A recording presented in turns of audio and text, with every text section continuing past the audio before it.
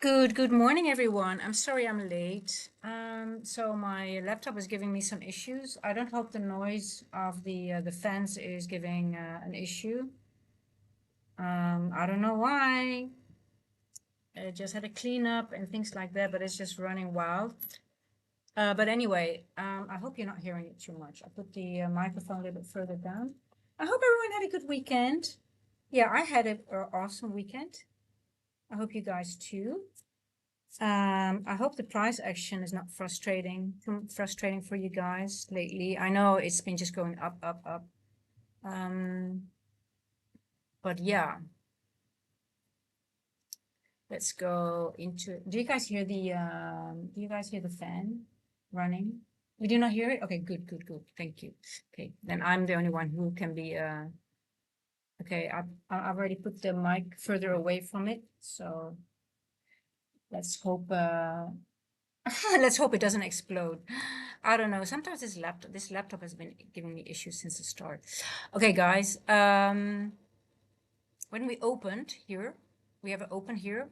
We hit this 1 hour or the 15-minute order block here. We retested and we went up. We created literally equal highs, Asia high. We have Asia low here. Now we're going lower, back into the N walk, right? So we never got a TGIF. We never went back to the we never went back to 20% of the weekly range.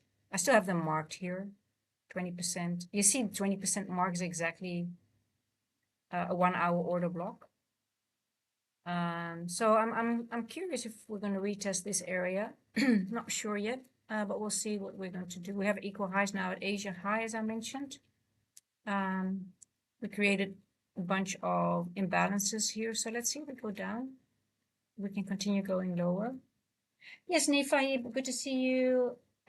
Casey, hello. No, Gigi. And hey, Marat, how are you doing? And Mether, obviously, you're there. And Paras, good to see you guys back again. How did you do last week? Did you manage to trade the continuation to the upside? Remember in London Friday that when it hit Asia high, and a lot of you guys were going short, and you were like, "Oh my God, it's a short." The reason why I was very hesitant was also because of a high time frame order block. It was just resting below it, and what happened? It just started to consolidate on top of it, and then it went back up. It was just still in continuation to the upside. Hey, GG, no.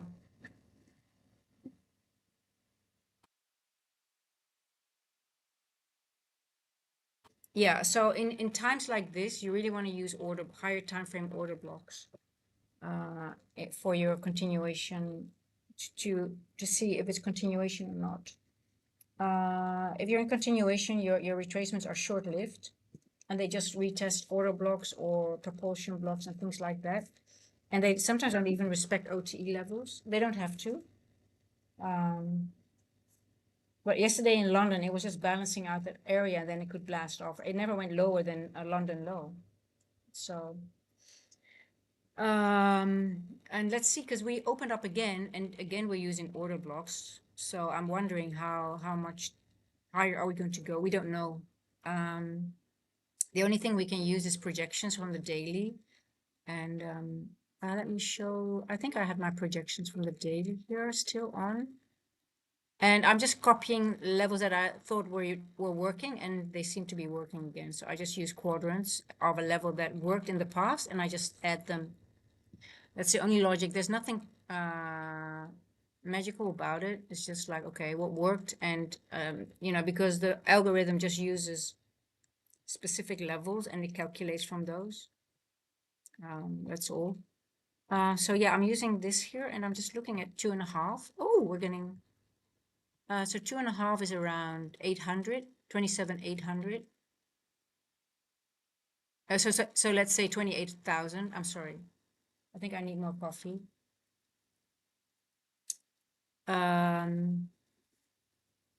GG, you are very annoying now, but I love you still. So yeah, I wonder if we can make it to this area here, or maybe here. But yeah, it still looks bullish, right? Look, we retested an area. We retested If you even go to the daily, I mean, we retested this daily order block right over here. Boom. On Tuesday, yeah, it's bullish as hell. I mean, you cannot be bearish. You cannot, you don't want to be, you don't want to be bearish. You just want to be careful with anything.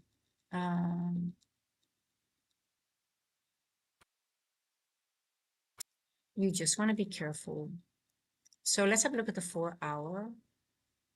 We're bullish until proven otherwise, which means I want a 15-minute, I want at least a 15-minute confirmation of bearishness.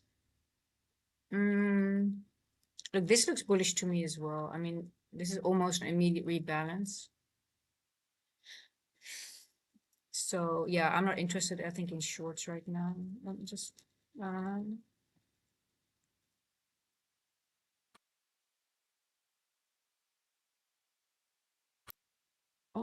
what did I mark there?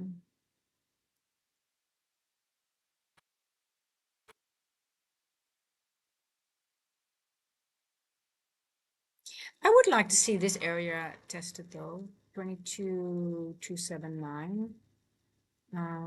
But is it gonna go there? Does it want to go lower than the NWOG, right? So we have to watch. This might be an interesting area. We do have a change in state delivery here on the 1 hour, I would say.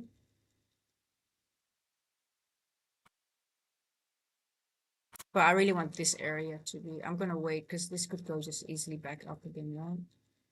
This could be an order block. Yeah. Paras, I don't know. To be honest, we just have to wait. I mean, I would rather see a lot of displacement and let it run to see what's going on, get confirmation, and then trade off a continuation of that confirmation. But it could also just retest. I can see it go all the way down to here and then go back up. That's possible. But it can also, I can also see it go back up from here, from this fair value gap, because we also have an order block here. So I'm on the 1 hour here.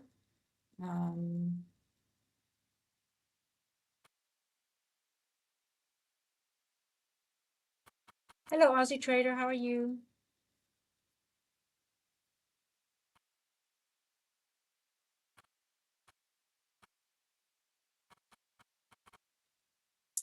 If it's bearish, we always have to consider now, is it retesting a bullish, something bullish, right?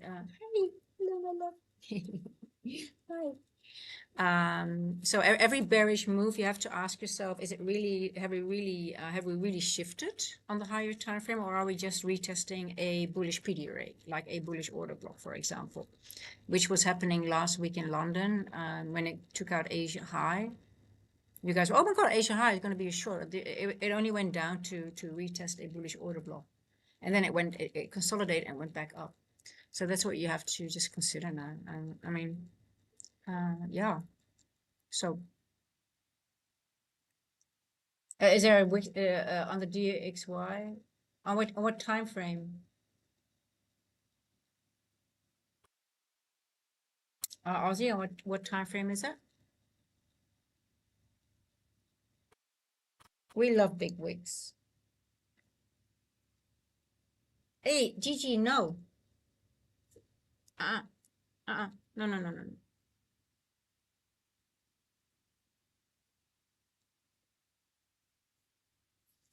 Oh my God.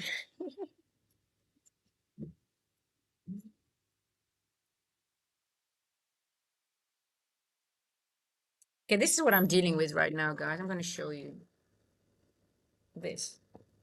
Look how she plants her body right on top of my laptop. Look here. Why are you doing this?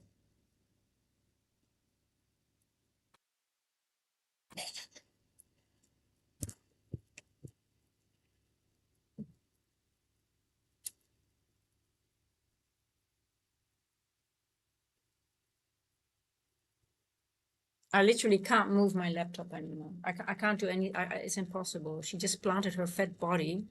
So literally on two of the things that is impossible to move anything. And my mic is literally almost falling from the desk. And then she looks at me like, no, I'm not gonna move. I'm sorry. Nah, ain't gonna happen, my friend. Okay, it's not on the higher time frame.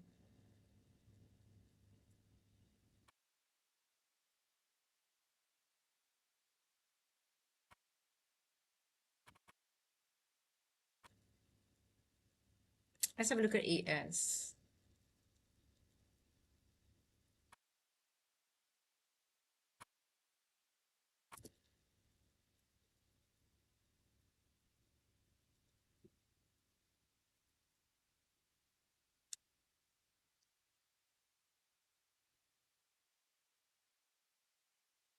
I don't see a wick. I just see a very large, just a very large downward move, to be honest. I don't consider this a wick. This is just a large, I don't know. This is not a wick, Aussie. This is just a big candle.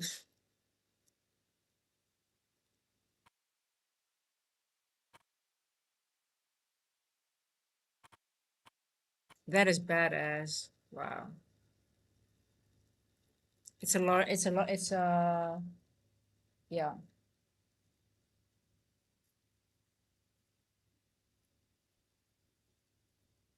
It's a big difference. You have to be, it's a big difference if it's a wick, if it's a candle. But I mean,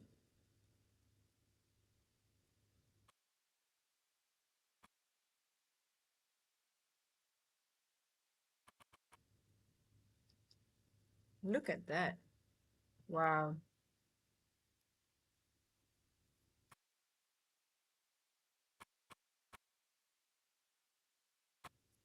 Well, thank you for pointing that out. Good to know.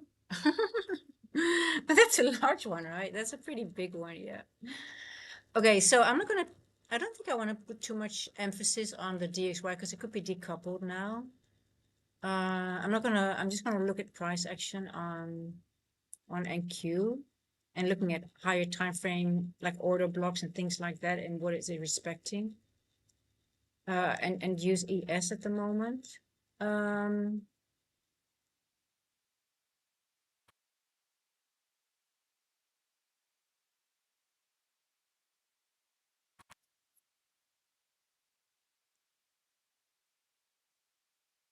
Yeah, I'm not interested in this move. I'm just, if it's gonna go down, it's gonna go down without me. I just want to watch how it's behaving in this order, in this fair value gap and the N wall. And if it moves down, it's okay. We will have a trade later on. Omar, can I expect the next day to be bearish on the daily time frame on NQ? Omar, I would be very careful to want to predict. I think it's the best thing we can do right now because price is so bullish. It's just to wait to see. Like for example, we didn't have a TGIF, which means we didn't retrace back into 20% of the weekly range. So I want to see. Maybe we're going to do that now so we can retrace, but then maybe we go back up again, right? Because we are retesting a bullish PD array. Right now we have a 1 hour bullish order block and which is in N walk. So for me, it's like I am not entering a short. I really want to see what we're doing right now over here to see if we're holding up or are we going to start disrespecting this bullish PD array and go lower, or are we just now retesting this bullish order block and using this fair value gap to go back higher again? So I'm just waiting. I just want to see what price is doing. um, it looks pretty bullish to me, to be honest, because we literally, when we opened up, we literally tested a 15-minute order block. I mean, we opened up and we tested this open here. We opened, boom, we retested a bullish order block and we went up higher. I mean, that makes me very cautious for today. And we're in a suspension block right now, so I'm favoring the upside than the downside. I want to be short here. See, we have a suspension block here. So I'm actually favoring a long from here than a short, but we'll see. I mean, I'm still waiting. I'm just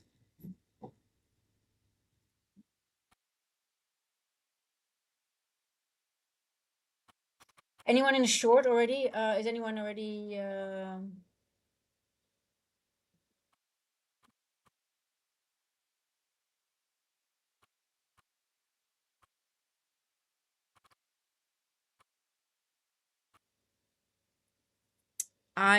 to be honest, this looks very I mean, there is no imbalance here, to be honest. This is not, this is already balanced. I don't think it has to go lower.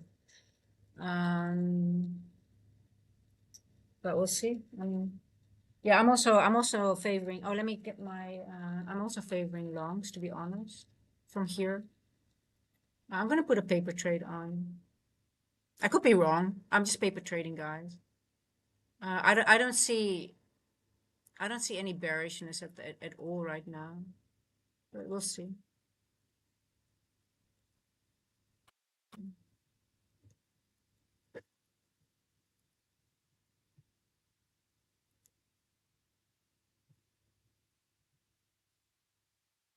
We did create equal lows here. I actually don't want to trade right now, to be honest, but yes. But I do see a retest of a bullish order block. So let's see if it's hold.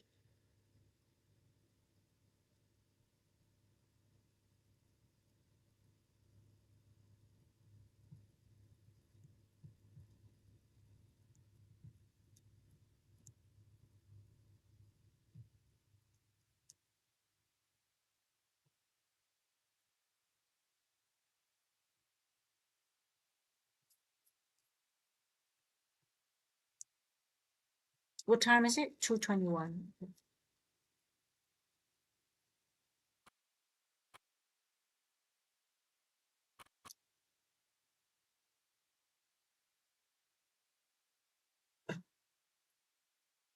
I've run into a problem with my broker, IBKR. They seem to not support stop loss orders on Globex, even when the order is identified as really? Is that new? I never had an issue with them. I used to trade with them, and that wasn't an issue. They didn't stop loss orders on Globex, even when the order is identified as. Is that new, KC?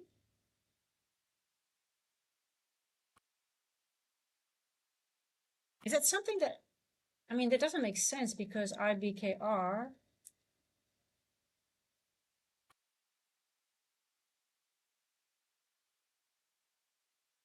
I just trade with Edge Clear and my funded next. But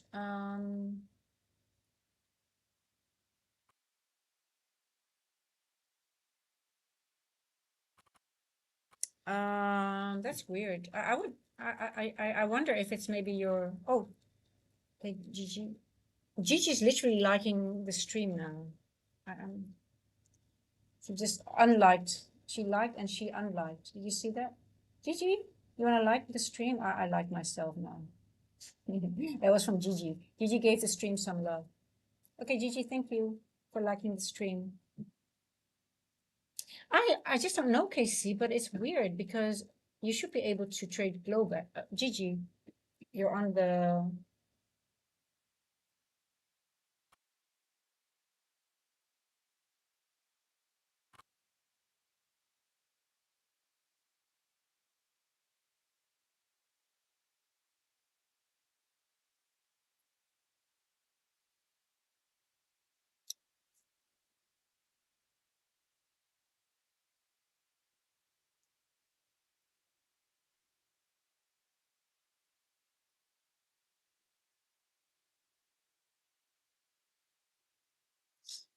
Okay, let me open up my other account. So I think the market is bullish. Uh-oh.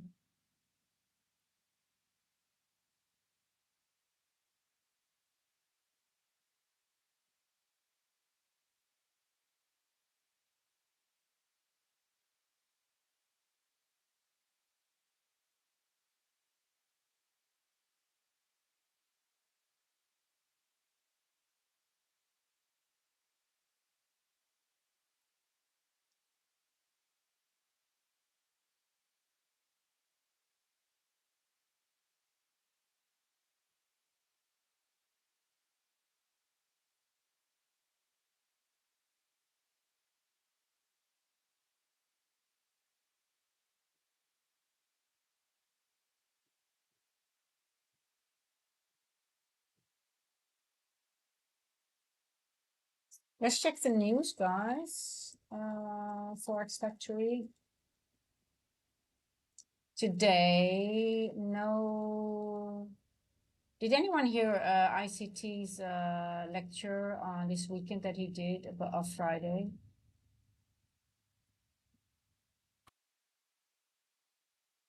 Did everyone hear the lecture that he gave? Um,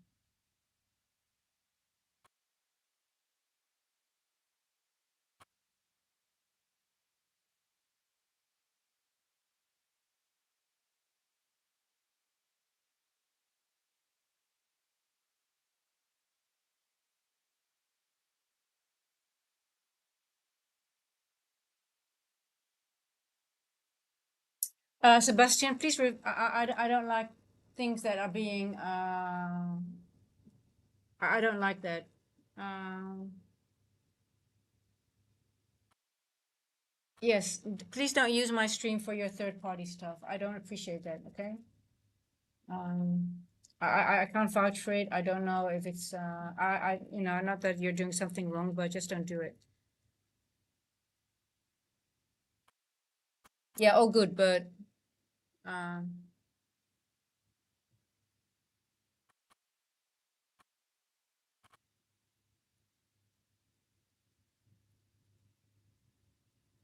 it's not about selling, my friend. It's not about selling. It has nothing to do with selling. Um, so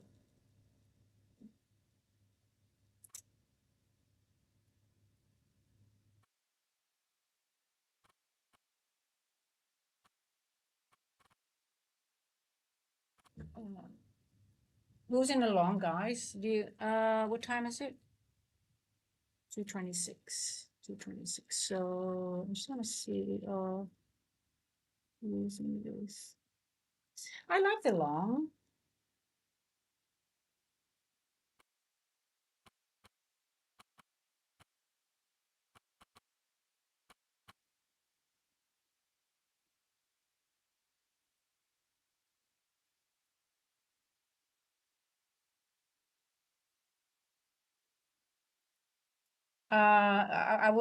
Well, let's just keep it. I don't know if he's scamming, but I mean, yeah, just don't do it. Look, Mether has, you know, I'm promoting Mether because we have been in touch for a long time. He's been showing me a lot of things and we've been going over it. So that's a totally different story, okay? Um, but yeah, I don't promote prop firm codes for a reason. So also these things I'm very careful with. I really need to know anything that is promoted through my channel. I just have to be 100% sure that it's legit and it does match what I stand for and what I find important. So that's the reason why. It's nothing, it's not personal. It's just because of that. So,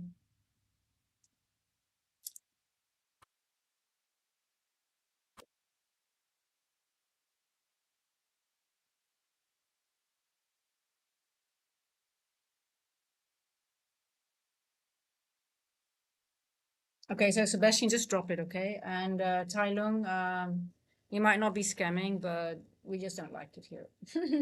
I appreciate it, Sebastian. I know you're learning, and I think I understand what you're doing, but just understand me as well. I have a very specific way to look at the market, and I'm really trying to keep retail logic. I know you said the devil's mark, but I really want to be careful that I don't want to implement retail logic and things that people are that we need to get away from things that have been harming people, and I don't want that in my channel. If people want to use it, it's fine with me, and if they talk about it, but I don't want it to be anything. So I'm very, very, very peculiar about things I add to my channel or that can be advertised for my channel.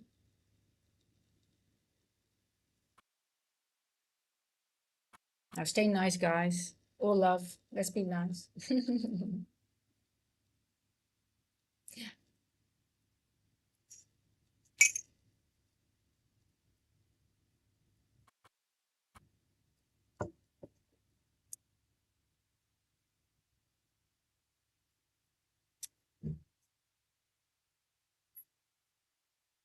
Oh shit.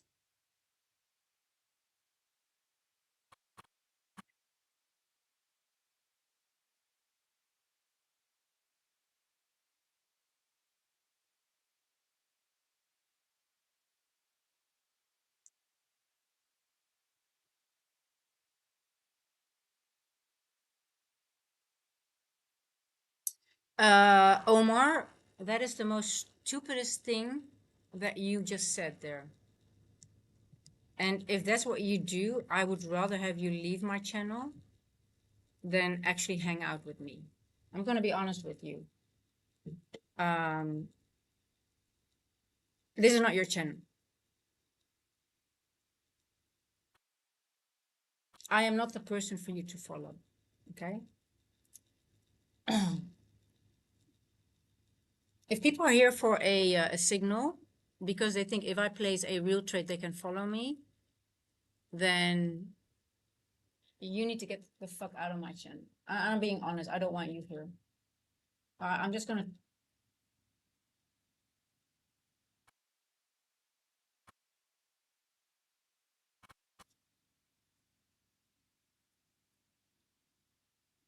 Because if you think that I put a paper trade on, that I'm not as serious as a normal trade, that's one thing that's wrong. And second, if you're here to think that if I put a normal trade on, it's that for you to follow it, you're also wrong. I a lot of the times put a paper trade on and I also mimic it and I don't even tell you guys because of this reason exactly. So if you're here to follow me, I'm not your channel. I am not for signal services. So, and if you don't believe that paper trades have value, you also don't know what you're doing. So I'm not your channel. It pisses me off a comment like that. And then I really am like, you know what? Please unfollow me and go somewhere else.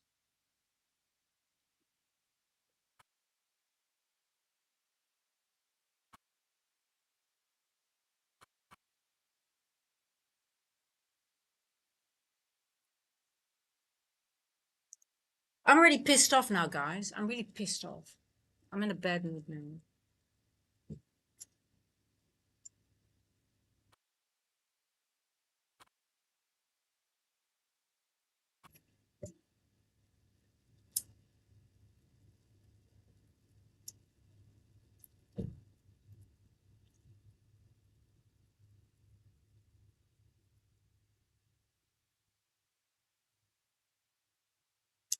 FOMC statement. Did we have FOMC statement? Let me hold on. Hold on. Am I missing something?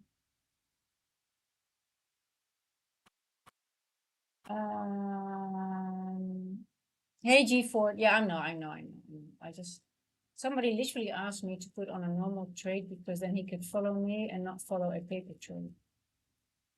Um,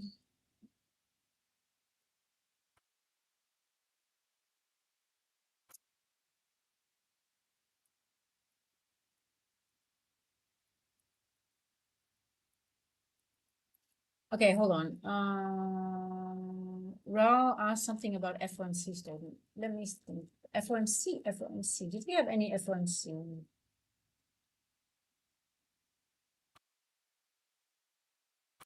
FOMC. When was the FOMC statement? I didn't see any FOMC statement. You mean that we had FOMC last week or a while back, right? Okay, hold on. FOMC, we have this week. FOMC, yeah, FOMC is coming this week. Yeah. Definitely, yes, because and we have a press conference. This is going to be a big one. So this is definitely a reason why we're probably already going up. But FOMC is always interesting because it's a two-stage delivery, right? You guys know the FOMC delivery. Um,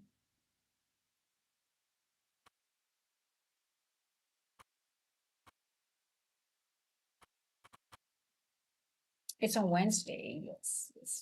No, definitely. Yes, definitely FOMC. So maybe tomorrow might not be such a good day to trade, but we'll see. Um, thank you, Ralph, for pointing it out to me, the FOMC.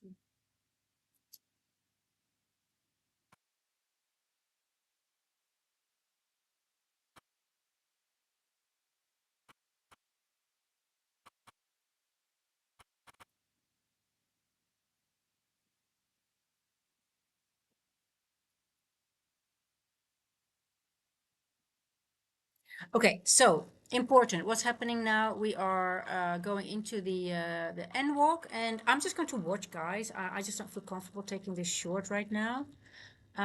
It could go down all the way up to 20% here, 279, but let's see. It's still 235.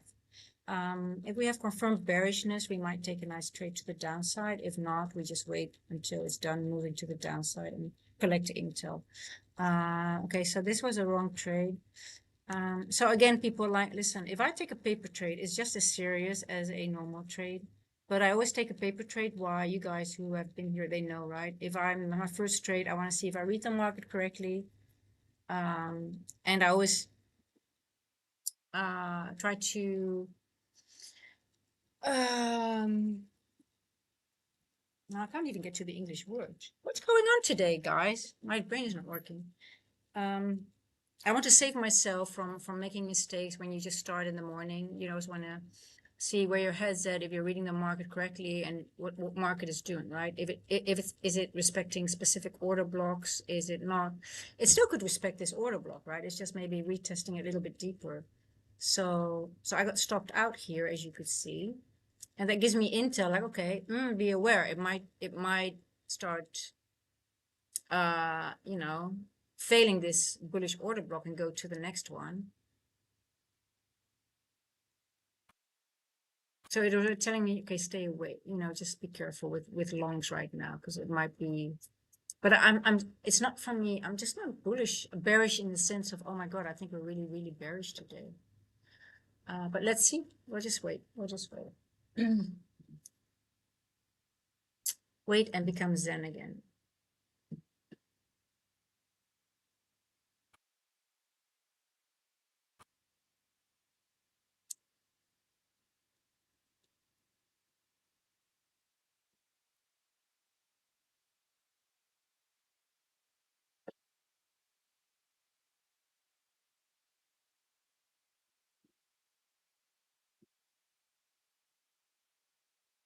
So when you have big news events, for example, on Wednesday, right? And a lot of the time, what you see happening on Monday, Monday could be it's a no news Monday.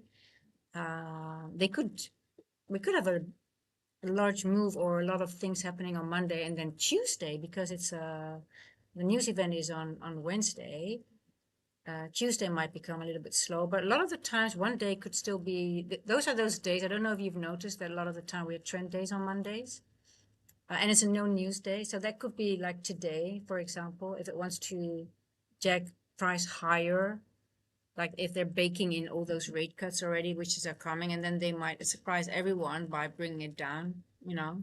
So, so I don't let news dictate the trading. So I just watch, and hey, we could have a trend day today again. It's all possible.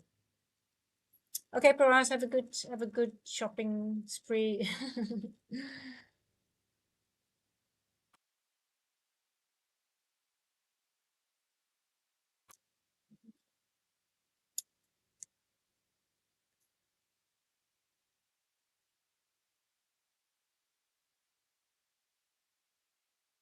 Mm.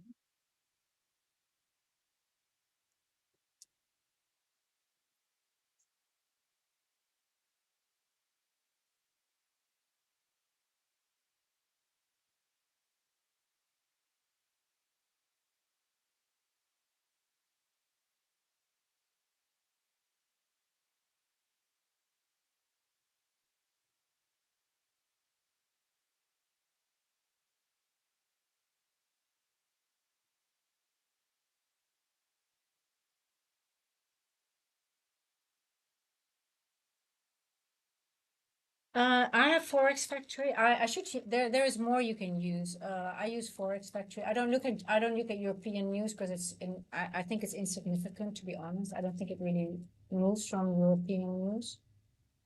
I've been looking at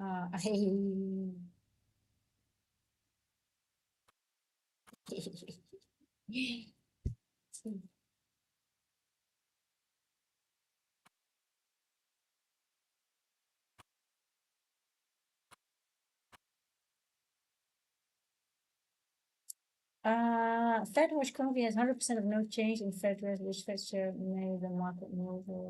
Yeah, okay, what is the G4 saying? Fed watch currently has 100% of no change in Fed in. Oh, they said that. Oh, they don't have any. They're not going to change the rates.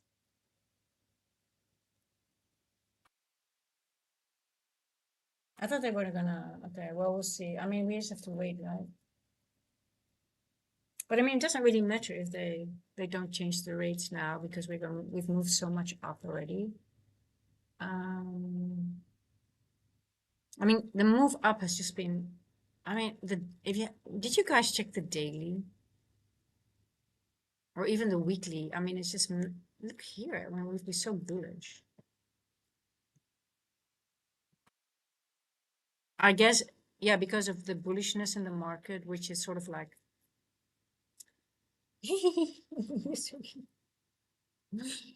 She's having so much fun making my life really hard now.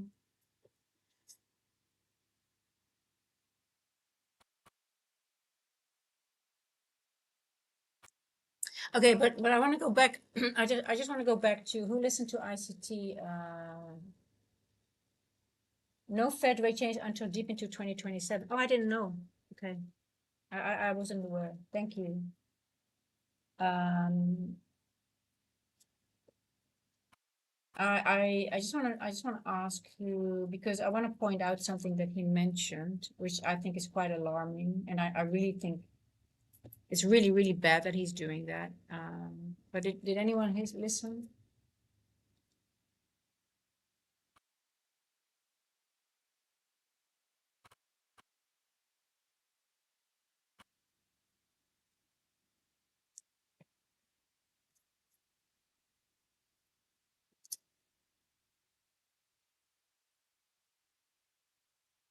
Yeah, did you hear that he was again trying to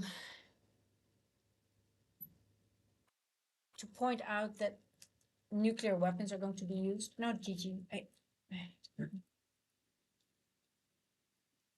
It's just horrible what he's doing. It's just Gigi.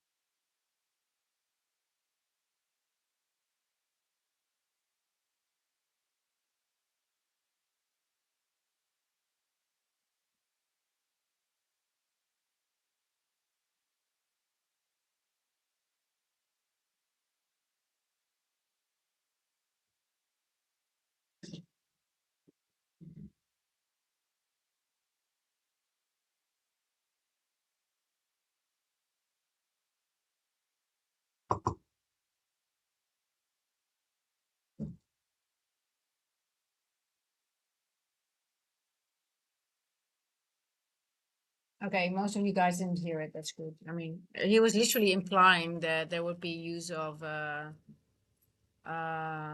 nuclear weapons, and I don't know where he's getting things from. But it's just a lot of bullshit. Hey, Mr. Chaos, how are you doing? How are you doing?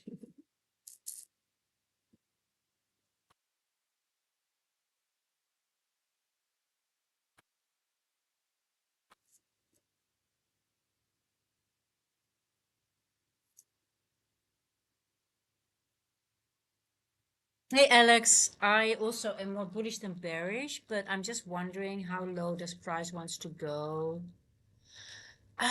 Because this week we did not have a TGIF again, or I should say last week.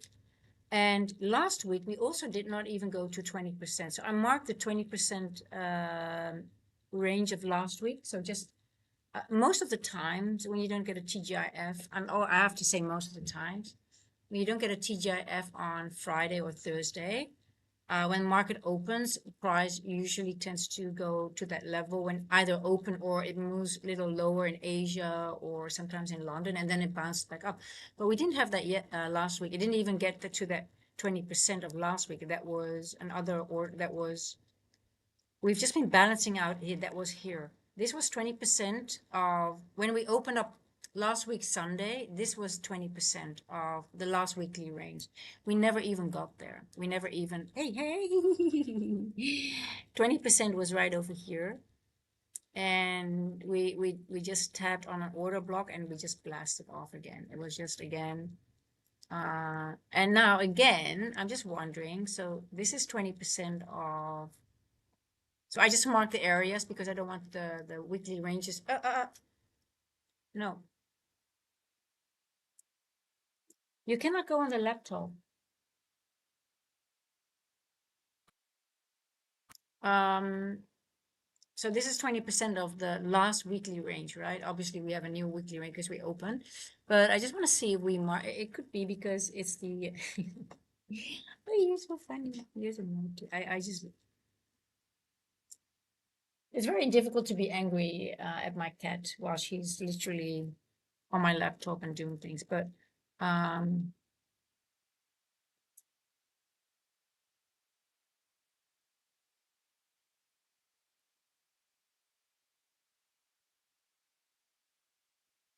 look, the reason why I'm so I let her do so much because she has medical issues, and I'm always afraid that she might not live that long. Okay, so that's the reason why she's allowed to do all these things. So this baby has had a very, very, very bad life. So that is the reason why she's so being spoiled. Um,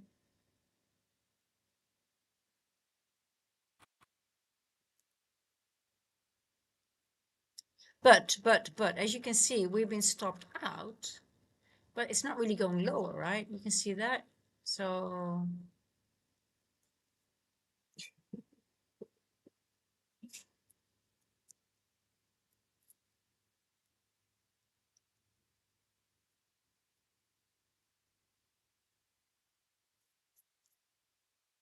so bodies are not going below the settlement price. We have a body here, but let's see if it wicks back up.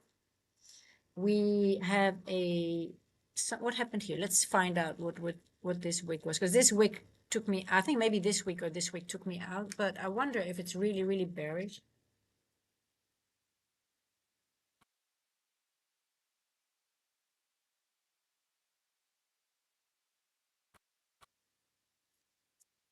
No, I'm just being, because she had such a bad life, I'm just very forgiving with her.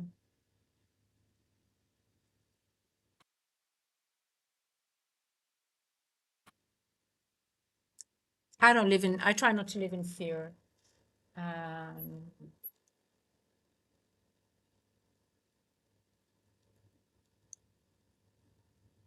yeah, Sebastian, that is such a beautiful thing to say.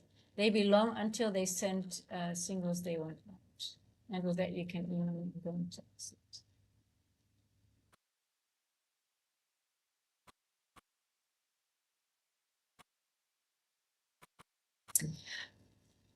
Bye, Sebastian. upper quadrant of the N walk, as you can, well, actually we tested the midpoint of the N walk. You see here, I've got the N walk right over here, so we retested it. You see here. So we literally went into the N walk and we went back. I got stopped out on my trade, but we're just consolidating again. But it could still go lower though, so I'm not really sure. But let's see if this order block, if this is also the mean threshold. I just want to check something. Um,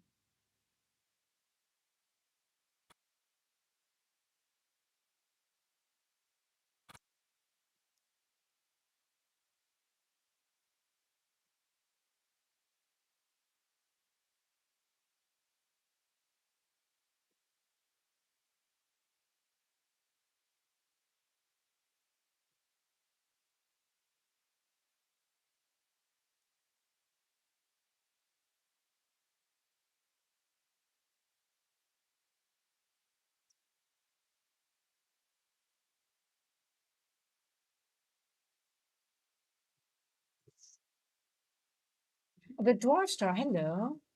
Yes, I had a dog, but we gave her all the best of life and eat whatever she wanted and not create any stress for her at all. Yeah.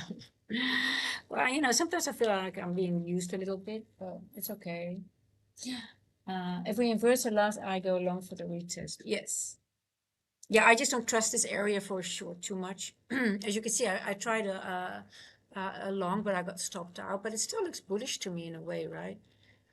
Um, but then again, I don't know.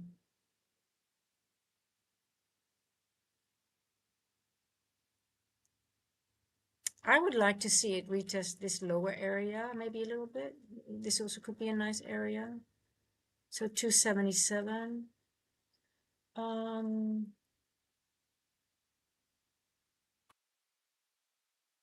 hey Trader Tim, isn't it crazy? I mean, I know, I somebody pointed it out to me as well.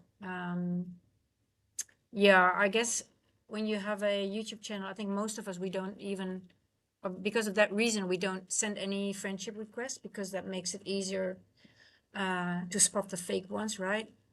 So it's sort of like annoying, even though sometimes you want to send someone a friendship request, but I'm like, I'm not going to do it because that will make it hard to be able to identify the fakers. And even if you're so small like I am, and I'm trying to keep small, I'm trying to stay small. It's just crazy that people already like, what can they get out of it, right? I mean, it's just madness. I'm really surprised by it, to be honest. But yeah, so yeah, Trader Tim, the only thing we can do is just keep on reporting them and things like that. But yeah, so I think all influencers or people that have a Discord or should not send any request just to make it easy to identify those who are doing it, right? So it sort of like limits us a little bit, which is annoying. But yeah, thank you for pointing it out. I know, and it's really weird to see yourself being impersonated. It's like, what? Why? Yeah, it's really weird. I mean, I'm telling you honestly, it's like, why would someone impersonate, me? It's just really weird. But anyway, but yeah, so again, I think the only thing I can say is like I'm not sending any friendship requests. And if I would do it, I would tell you. And you can always look at the name, right? It's always like they have added something different symbol or some things like that. But it's very annoying. I mean, people still fall for. I fell for it a couple of times. Yeah, I know it's a scam, but I'm just sort of wondering, like, like if someone is like has a small channel like myself, or maybe it's because it's small. That could be the case as well. But anyway, yeah, it's just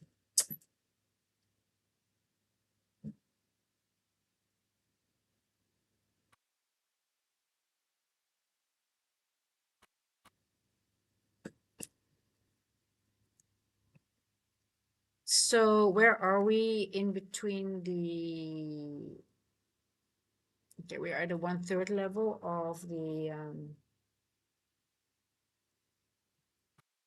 Asia range. Asia low is right over here.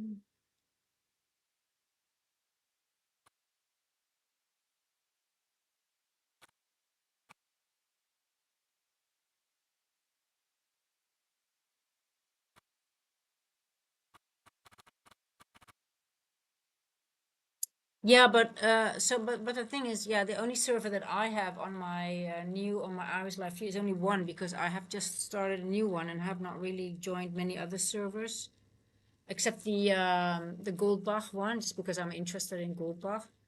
But I don't have many servers that I joined from. Also, just to stay a little bit out, I want to stay a little bit in the shadows. But it's crazy, yeah, I know. Yeah, and they keep on, they're like cockroaches, right? You take one out and then another one comes. I'm like, well, really? Well, it's strange, but it is what it is. You always have to be aware of that, people. So Shamflog, no, I did not catch that bearish trade. I wasn't in, I was actually trying a long from here. Because we are testing a higher time frame order block, and I thought, you know what? I actually think I'm, oh, it is a little, do we have a gap here? I think so, right? Let me check because I might have misread it. Close 45550, open.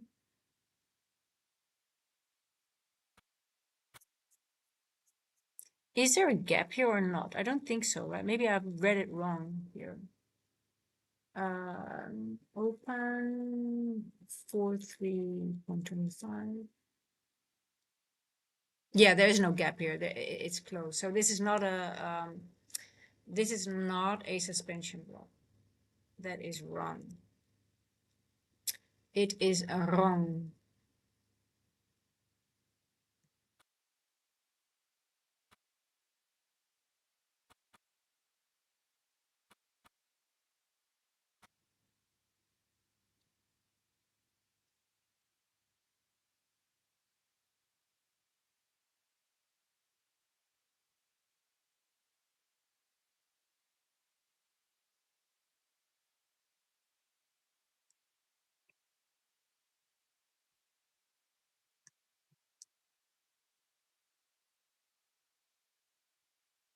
I had break of structure, my friend Shem. There was a CISD here, so it just went down again here. So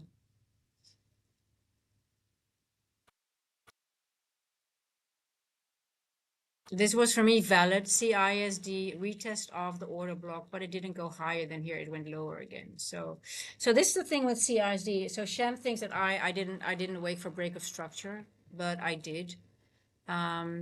And sometimes, so this is the thing with the difference between market structure shift and CISD. CISD is a little bit more risky and it can fail, which failed here. So I did trade.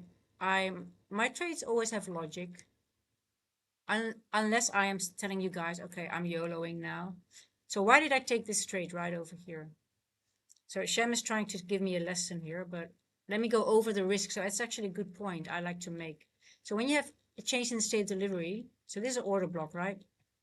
It got retested here and I got in right over here, or just a little bit higher. And then the CISD, it just went up here into this wick and went low. So when you trade off order blocks and using CISD and not market structure shifts, you have more risk of being stopped out. Because CISD can fill, right? And you can see that happening here. So this one got filled, I got stopped out here. So Shem, my trade was still valid, but sometimes you get stopped out on CISD on market structure shift, okay? Sorry, on a change in state delivery of an order block. My bad. And you know why? I can tell you why, because it wanted to go to the midpoint of the end wall. So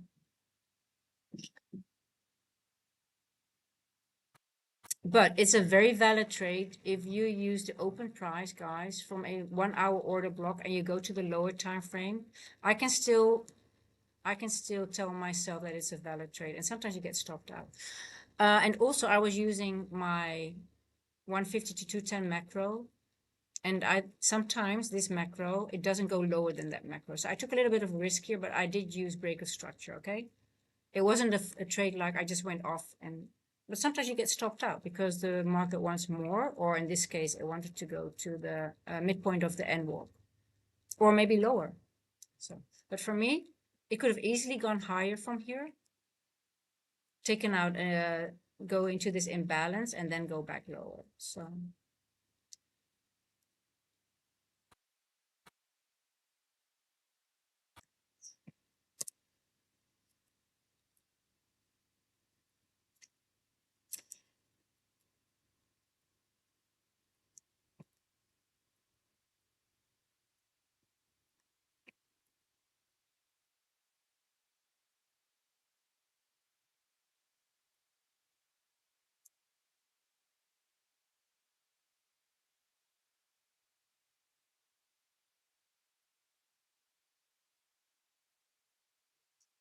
So I don't see any bearishness here as well. Look how price is creating the liquidity is going.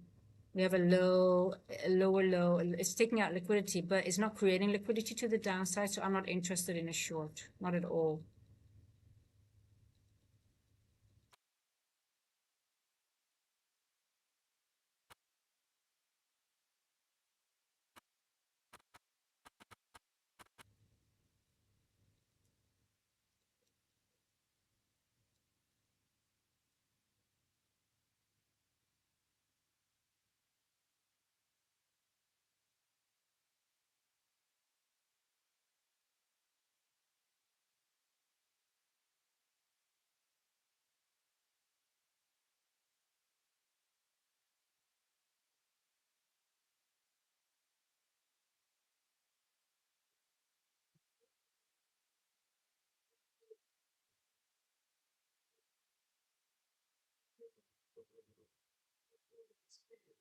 Hmm. Yeah. What do we do, GG?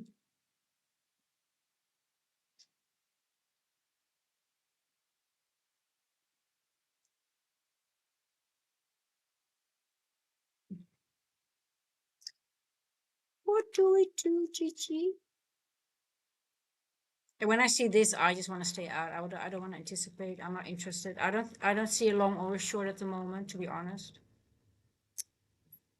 I just see price action that I want to stay out of. Oh, well, if you want to go long, be my guest.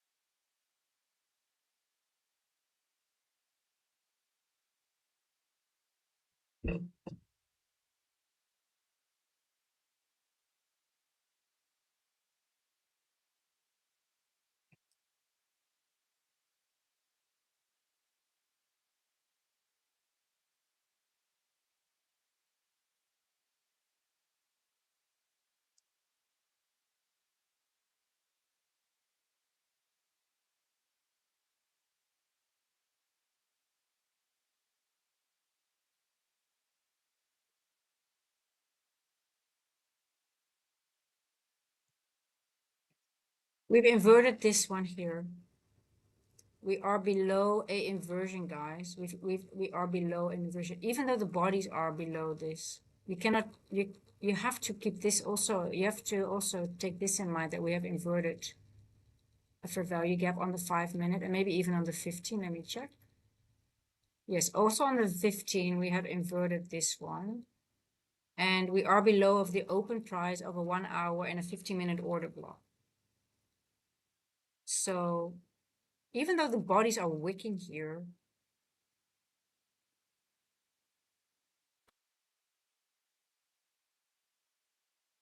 we are failing PD arrays, right? You know the rule, if you fail three PD arrays, it's your S is next, right? You know that. This is now not a bullish PD array. We have gone lower than the open price. Now, have we gone lower than the 50% of the order block? Let's check. Well, the moment we start failing the 50%, this order block is not valid anymore. Well, we are wicking below it, but you cannot just, you have to keep in mind that we are already below an inversion.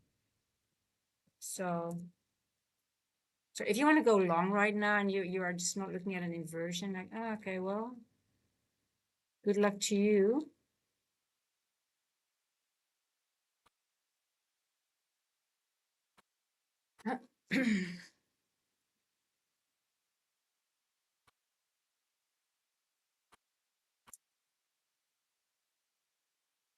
Exactly, Aussie trader. That was exactly, there was the open went right into the 1 hour order block and went straight up.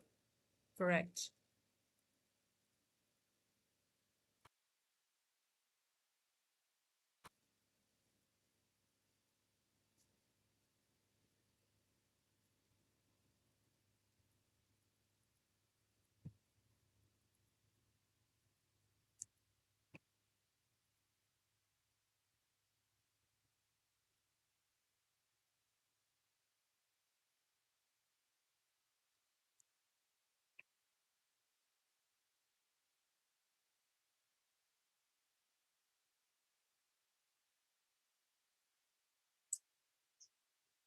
But it's the price action I don't like. I mean, it's like, okay, how am I going to enter? I can see what's happening, but I just don't like the wickiness and how it's moving. So I would rather stay out. And if it goes to a certain level, I would rather take a long from maybe here or maybe even in here somewhere.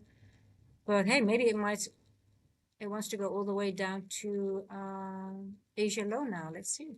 I mean, I'm not going to engage. I'm just going to let it run out and just do its thing.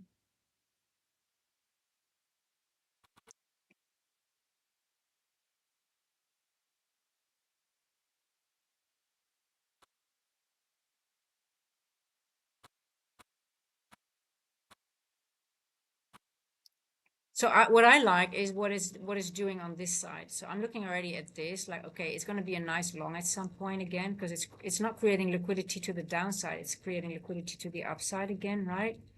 So that's where what I'm focused on at the moment. And I can see it's going down, and we're disrespecting bullish PD race right now. But I just don't really know where to enter or how to get a good trade out of it, because it could go to the daily open, which is only 30 points, or maybe Asia low, and maybe even here. But I just, I don't know. I will just let it go for a while. Let's see what it's doing, and then frame a trade while it's ready to go back up again. Then I would rather take it off a higher time frame PD array, for example. But let's see. Uh,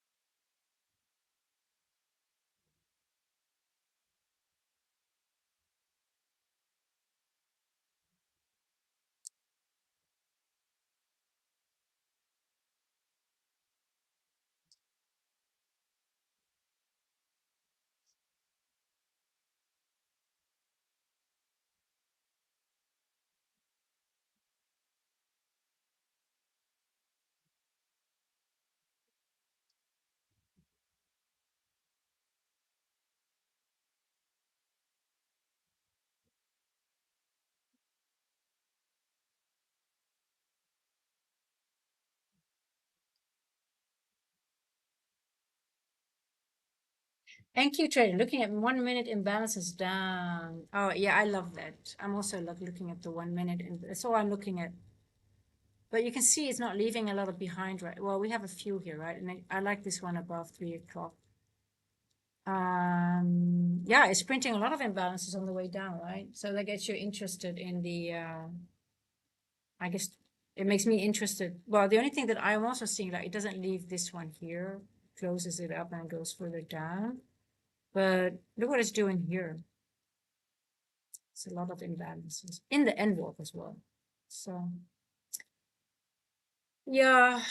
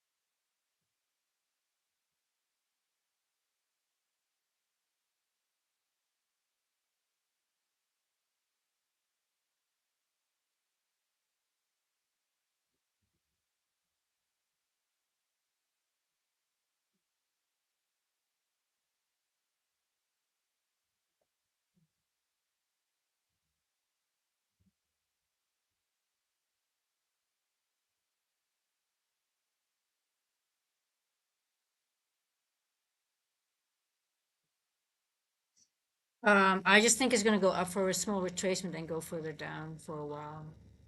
Um, it's only going up to balance out these imbalances that it left behind, but I don't think we're going to turn bullish from here. Let's see.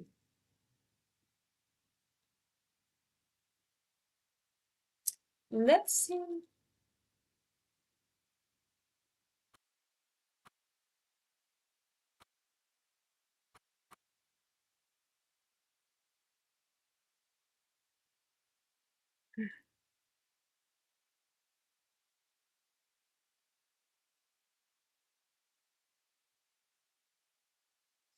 Your volume, exactly. Your volume, your low volume knows it's just a fair value gap or something. It's all the same. You read the same things, but it's just the fair value gap or the order block that you are seeing here. So, but I think I can also see it's going to go up from here from this order block, but I think it's just going to balance out these imbalances and then go back further down. But let's see. Um, yeah.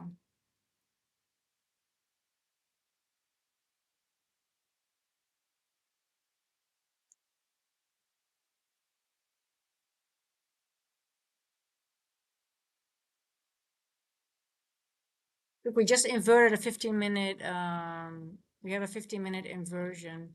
You really want to see something significant happen and get like structure, like maybe a breaker on the at least 5 minute. But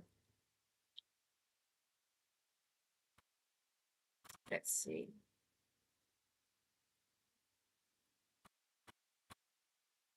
Midnight is here. 3 o'clock is here. Um,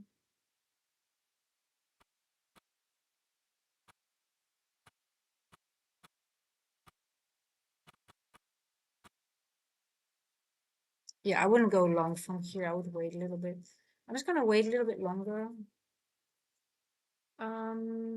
How far is it to Asia low? Yeah, I'm actually still interested in this. If we want to go lower, we have this higher time frame wick that has my interest. I think it's a 4-hour wick. Let me see. What did I mark there? I can't remember.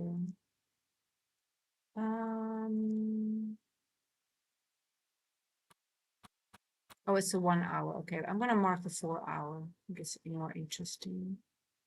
Let's see. Ooh, yeah. Okay, I'm getting ready for a short. I might look for at the high Asia low. Guys, I'm gonna be on. I'm gonna trade it up to 27,275. That has my interest.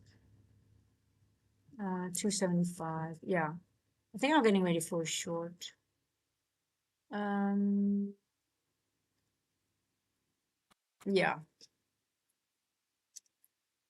I think we're gonna go all the way to 27,276, 75-ish.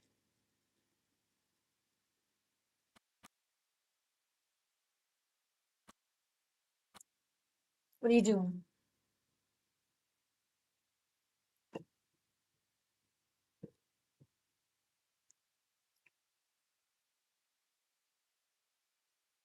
This has my interest.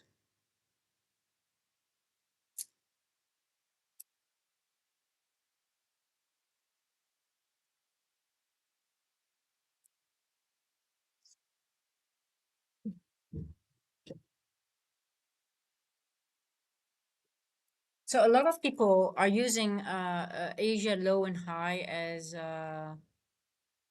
as levels, but you have to look at the context, what's around it and what's below it and above it, right? Because Asia low on itself is nothing, or Asia high. Um,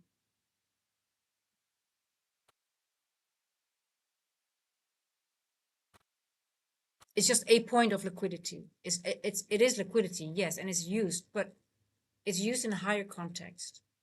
So just basing off a trade of Asia high or low just being taken, you might get lucky, and sometimes it is the end of the road, but sometimes it's not. There is like either a 15-minute or 1 hour or a bullish PDRA around it or below it, and it might want to go there and just use that and then bounce off it, right? You saw that happening in London last Friday. Was it Friday? It retraced from Asia low because it will always give a reaction there, or most of the time it will give a reaction. But sometimes it just retests a bullish PDRA that is just underneath it and just goes back, straight back up on it, and it doesn't go further down, right? So you also have to be aware of that. So Asia low or high on itself doesn't mean shit. It's just a level of liquidity.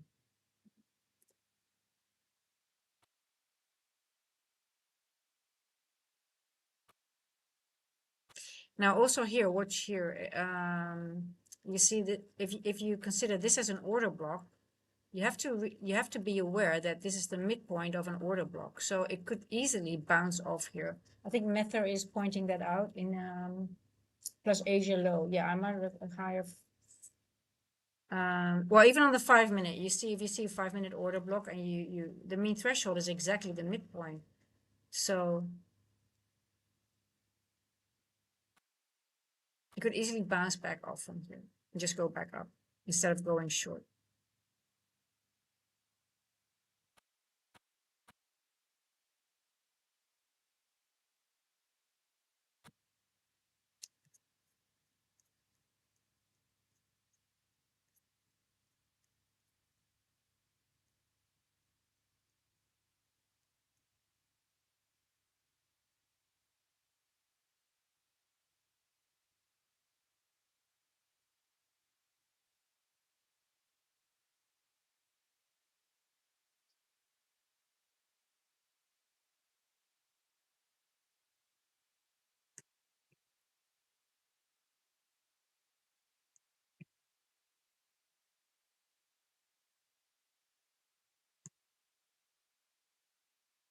So if I look at the 4-hour, I don't see any imbalances here.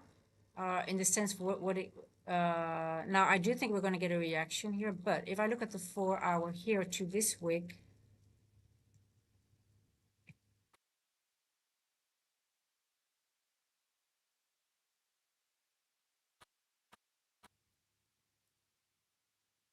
this matches exactly with this order block and the 20% level of last week. So I like this level here for some reason.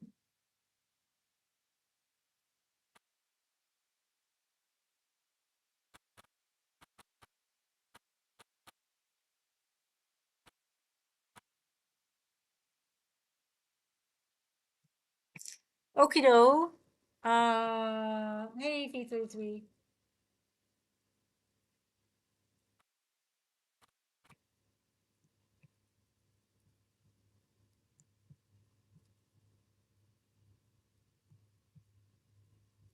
Are you guys gonna, I'm gonna do a poll. It's already, yeah, let me start a poll. Bullish or bearish? Bullish or bearish from here, guys? Bullish or bearish? Up to 4 o'clock. Let's say up to 4 o'clock. To 3:50 macro. We'll divide it in, because you know we have to be, because I can already see that some people are thinking, yeah, but it's bullish until bearish and then I'm bullish. But we're just saying up to, here we go. Bullish or bearish? Bullish after sweeping Asia. Oh my God, you guys are so, everybody's tied up on that Asia high or low.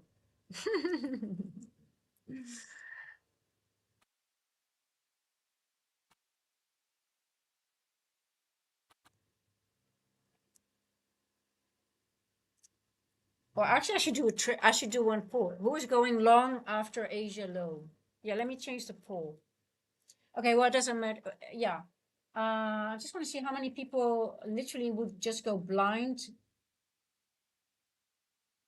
long after Asia low is tapped. V33, if it's random, no, it's not random. I look at all time frames. I scroll through them and I watch if there are any confluences that are matching. So for example, on the 1 hour here, you can see I marked the 20% retracement level of last week's weekly range, and it matches exactly with the open price of this order block. Now, if I would go to the 15-minute, for example, on this chart, I already seen it doesn't match. Like if I go on the 15-minute, it doesn't match my order block open price, right? Because here, but on the 1 hour, I already seen, okay, that's interesting. The 20% level of last weekly range, because I marked this already on Friday, right? Because I was looking like, are we going to get a TGIF? So if we go back into the 20% range, what is it going to target? So on the 1 hour, I marked the open price of this order block, and I'm saying, okay, that's interesting. Now, if we are respecting, so I'm like, okay, 1 hour order blocks are in play for now. I'm using 1 hour order blocks.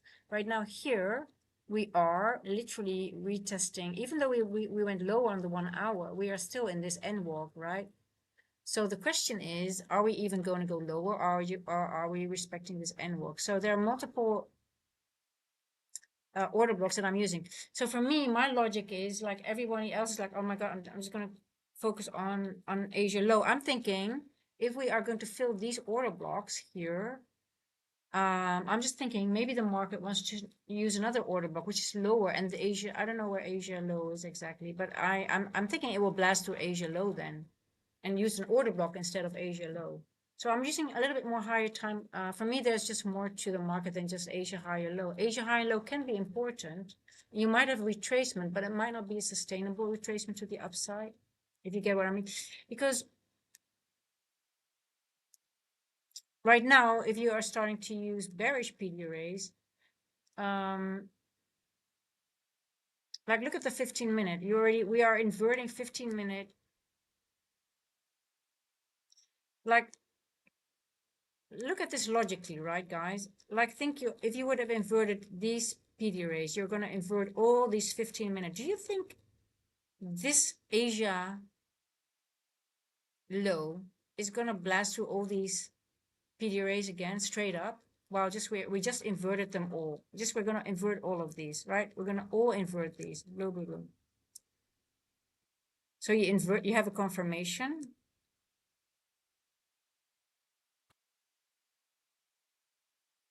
What do you guys think? Is it going to go back and invert them back straight away?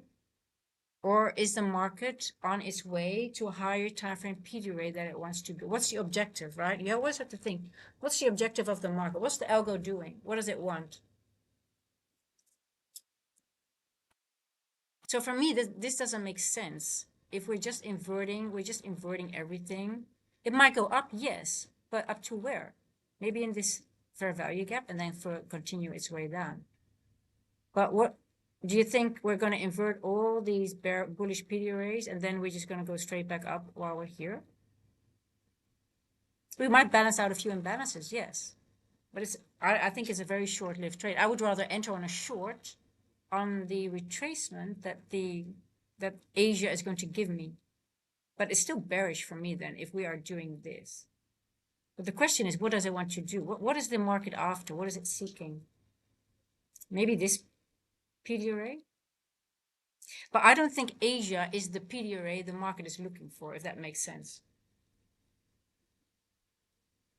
Yeah, no, but the problem is people are using, and I see it happen all the time. They just go, they've heard it. Oh, Asia low or high, and then I just go blind of it.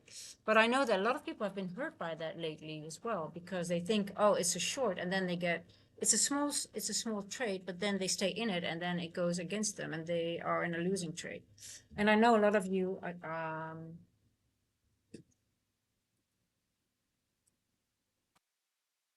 yeah, but your trade should be the rebalancing of the, if you want to be a short, if you want to go long, the long is not from Asia, I think, but the long, if you're a scalper, maybe, but I don't think a lot of you are using it. You think the market is changing there. It is the end of the road.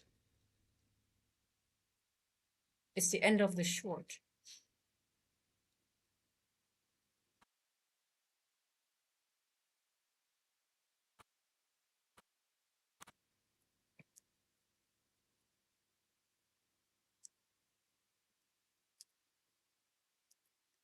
Well, it is bullish, but if we start to, if all these bullish PDRAs are being disrespected and also my bullish order blocks, then I have to switch bias, right?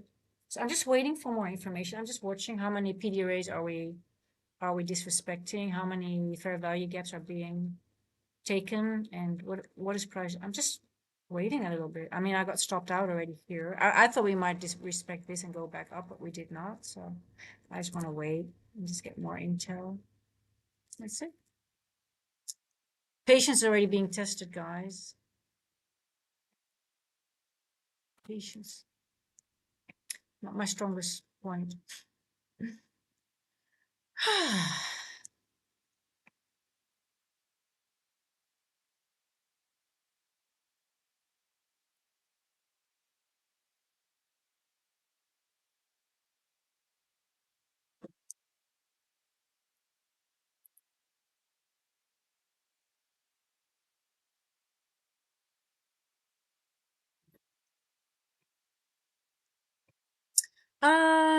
For me, it's clear. I mean, it's going lower, and we're already below the midpoint of the end walk, and but it's just going in a way I don't like. It's slow and it's just going back and forth. But I think the direction is going lower, and the question is, what is the market? What does it want to do, right? What's the objective of the bearish algo until it switches back to bullishness?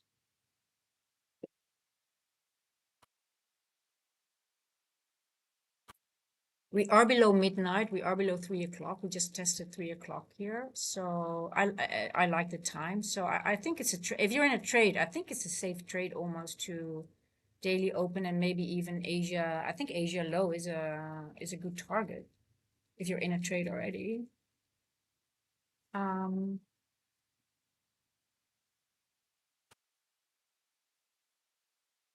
I just hope I'm I just want the lowest, I just want the market to loosen up, have a little bit faster price action. So I would rather wait, and you will see the change in how it moves when it hits its objective, right? You see the change how it starts moving.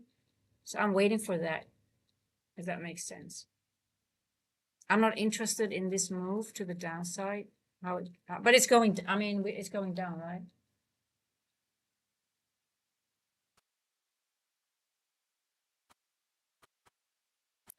Bullish. Up to 350 macro. More bullish than bearish, really? Okay, well, let's see. It's 3:30 now. Interesting time. Let's see what happens because we're still in the end wall. Let me open up my curtains, guys. Okay. Oh, what is this? Did you get up? I didn't even notice my kitty kitty.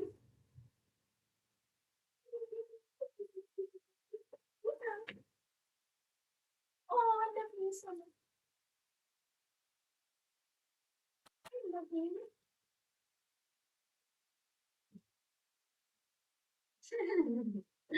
I didn't even notice that she got off the desk. And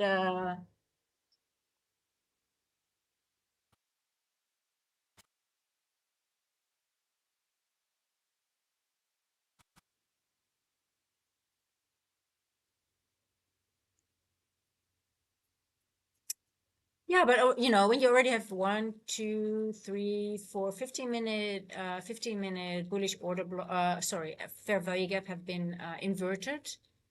I mean, come on, you know it's going lower, right? You don't have to be an Einstein for that.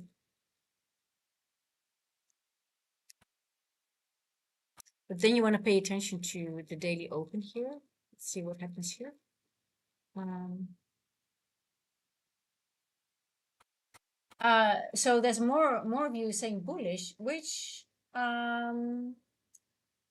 up to 350 macro. So you guys probably think that either we reach this level before 350 and we go back up. Could be.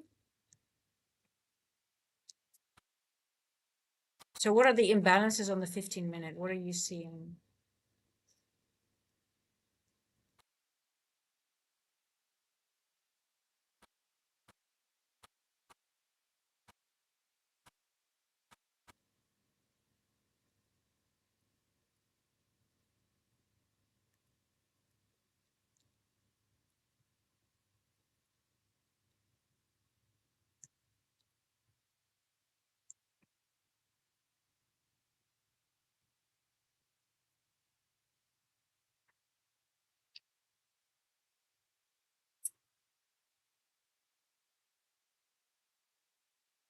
It's not going side. I mean, it's not going sideways. We're going down. Look, it's going down. Look how much it already moved. I don't think this is sideways price. It's just slow. It is just slow price action, but it still is going down. I mean, it's still on its way. Now I know if Bowser or it's just Haney. I wouldn't be surprised if just Haney is here. He's already in the trade. Is just Haney? Are you here? He's taking advantage of this move. I already know if he's in it. If he's here, he's probably in it. Um,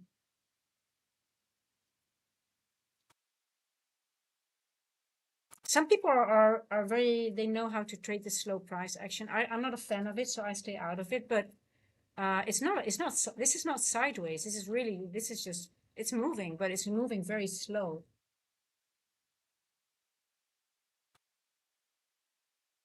From the 250 macro, it's actually, in hindsight, obviously,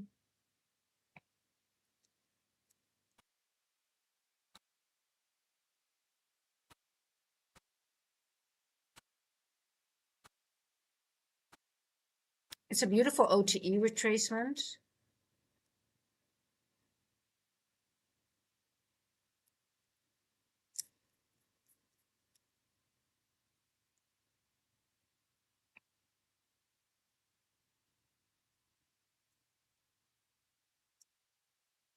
It's not sideways price action. This is just, it goes down. It balances out the imbalance. We go back into OTE. So we go into from discount to premium and we move lower.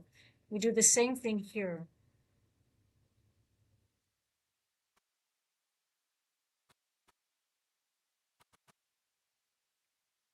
it goes lower, it goes into a fair value gap, it goes lower, and it keeps on doing it. So we are moving, but it's still, it's slow, right? You can see it's balanced out. It goes into a range, creates a new range, balance out the new range, goes lower. Go here, it takes out this little imbalance here, goes lower, it goes into this, it goes from premium, it gets discount to premium, and it drifts lower. So it's moving, but it's moving slow. This is not sideways price action. I don't know. Can we call it torture distribution? Something like that. I mean, I call it torture distribution because it's just distributing, but very slow. Yeah, I'm gonna call this torture distribution.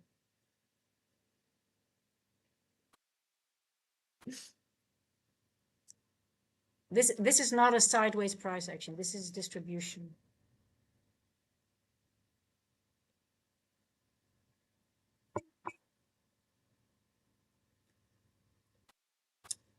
But it's high resistance.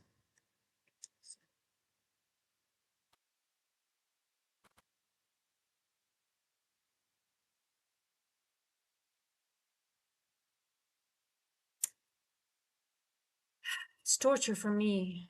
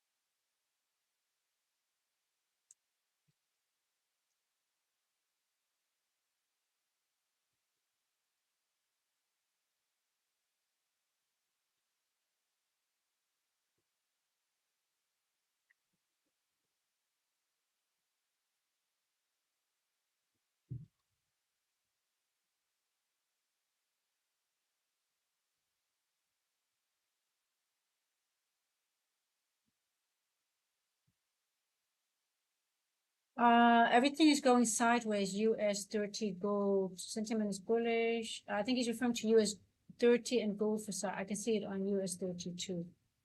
Isn't US 30 NQ or am I confused?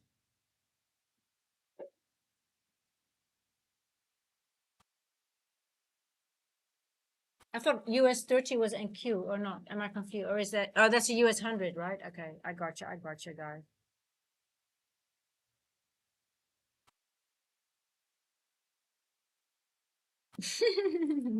A US 30 is not NQ.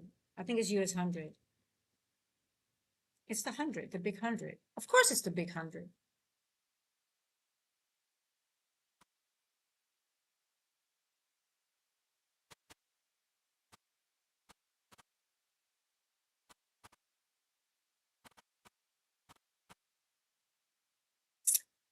Oh, I hate this slow price action.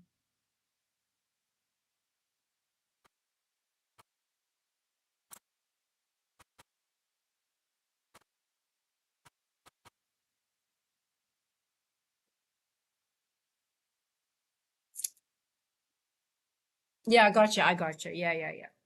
It's down. Yes.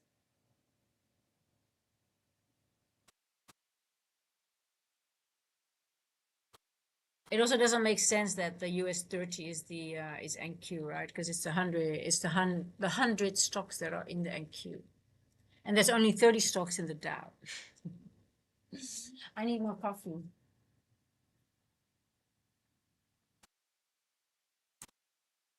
Oh, there's a lot of wind there, you see, guys? So much wind here.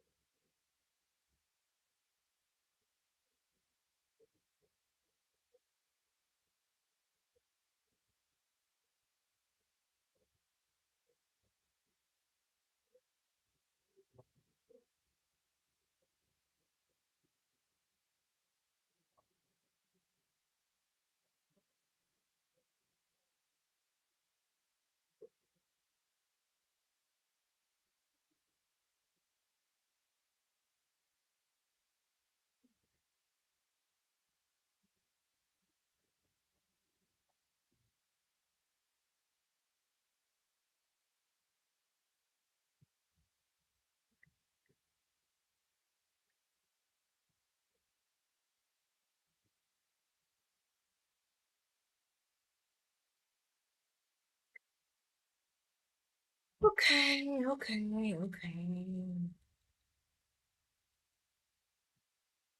Oh, hello, Dolly. Oh, hi.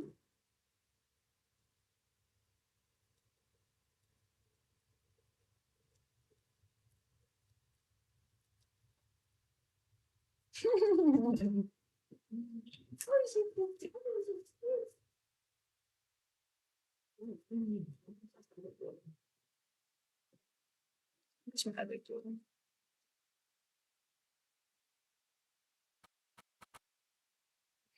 Me too.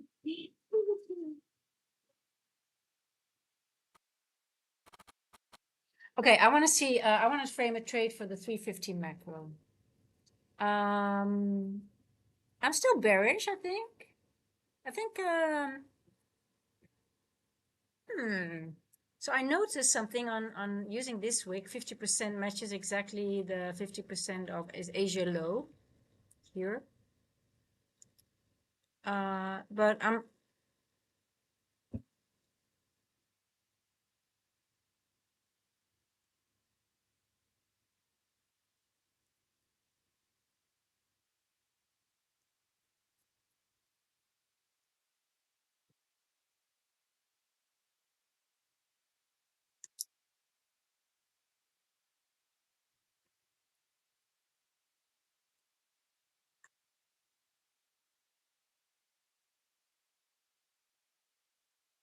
I just want to see if 4 o'clock prints below. I want 4 o'clock to print below 3 o'clock. Then I'm interested in the short. Um,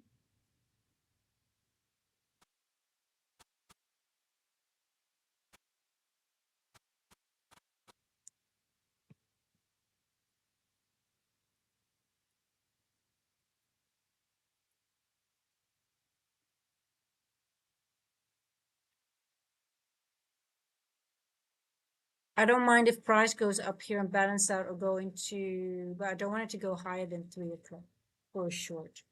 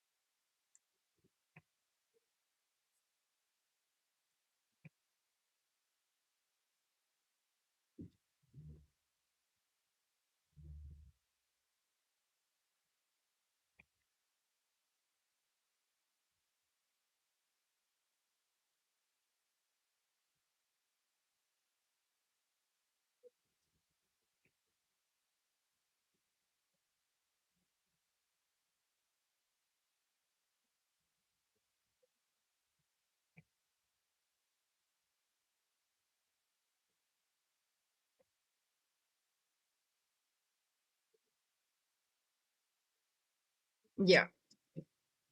Um, say ES would be the leader, and I say NQ is ES brother from another mother, as they go hand in hand. And US 30 can be out of sync, and US levels are different as of now. You know, I'm just gonna be honest. I just stopped looking at all those other ones. I do use SMT on the higher on the 15 minute, but I just stopped. Oh, hold on. I need to use my here. I only value the most value I give to 15-minute SMT, especially because I look for larger trades. This little one just give me the ES, the YM as well, but I tend to I stopped sort of like giving too much attention to the other ones. I value the SMT with ES the most for some reason. Now I know I miss smaller trades because I don't look at 1 minute or 5 minute SMT, or just 15 minute. Well, that's because I'm waiting for larger moves, right? If you 1 minute SMT can be perfectly. I mean, if you scalp, there's a nice scalp here. On the one, I think someone said 1 minute SMT. You know, you have a 1 minute breaker here, but then I would only trade it up to this imbalance. So that's like a 5 point trade. If you're a scalper, it's still valid, right? It depends on the time frame you're on, and what you're trading. But yeah, this is but I want price to stay below 3 o'clock. That's important for me for my trade. Um, if it goes higher, I don't know if I want to. I just have to reconsider what I want to do.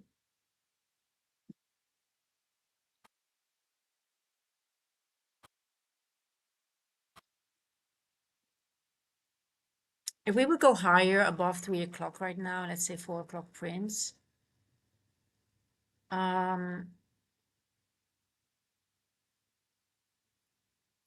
want to see price go below 3 o'clock again before I am interested in a short, if that makes sense. So if we stay below 3 o'clock right now, I can frame my trade around the macro. But if we want to go more, I mean, there's a lot of imbalances here, right? I can see we can go higher. But I would rather have this trade later on the long, if that makes sense. So let's see if for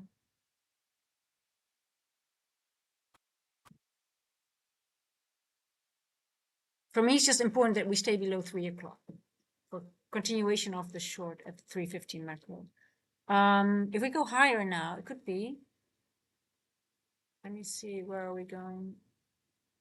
We have an imbalance here. Previous week one. Yeah, it doesn't look like it.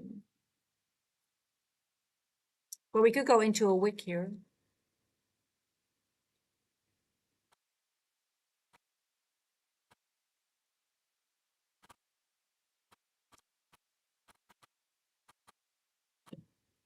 We took out a low here at 3:30 exactly.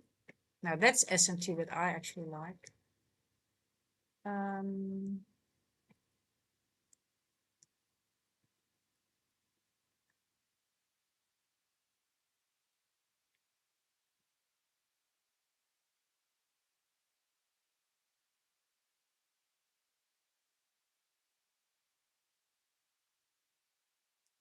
We do have 30, we have 15-minute SMT here, which is significant to me here.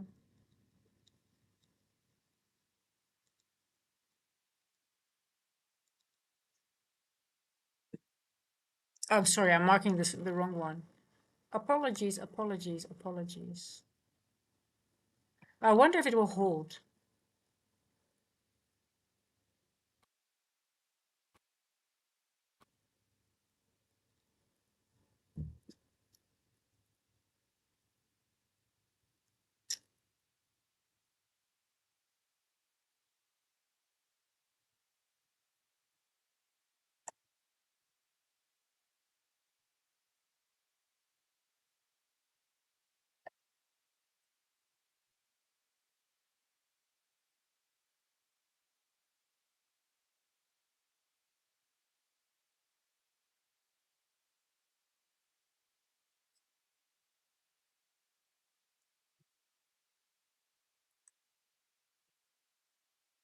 Okay, let's see.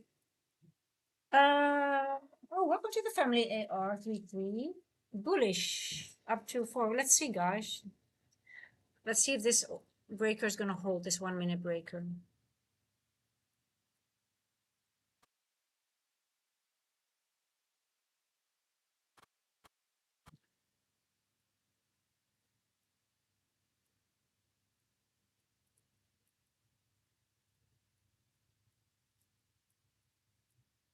I'll be right back. Oh no. What did you do?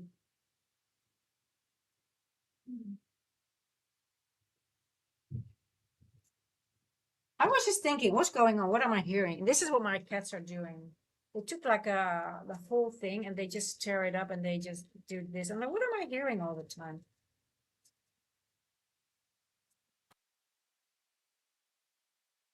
Oh, and they also do that with my notebooks. There you go. Not to go. It's so naughty.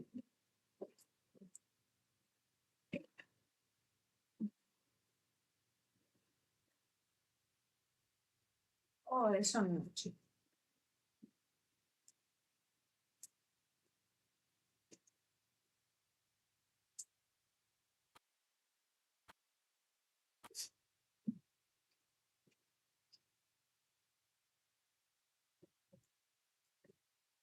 You know how much money you cost me by you are just ripping up all the toilet paper and all the kitchen paper?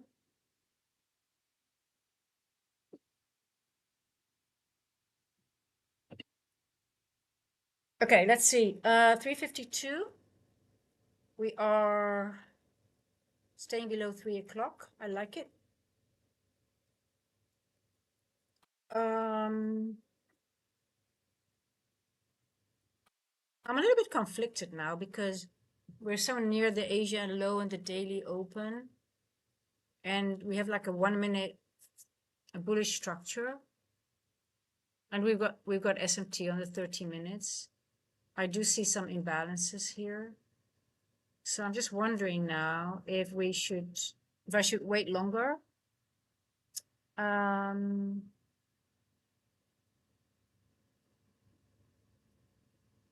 Not 4 o'clock.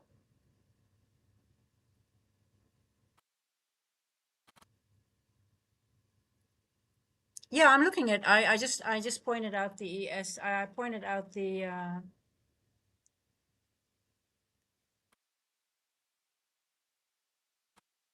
I said we have SMT here on the 15 minute. I only value 15 minute SMT, and I have it here as well. Well, I only look at higher time frame SMT because I look for larger moves. But I just wonder. I don't think it's going to hold this SMT. I doubt it will hold.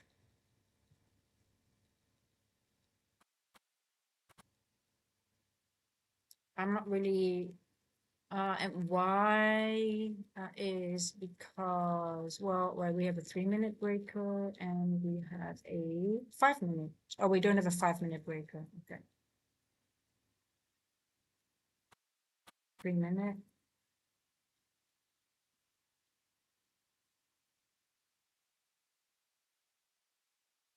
Hey, DBT, how are you?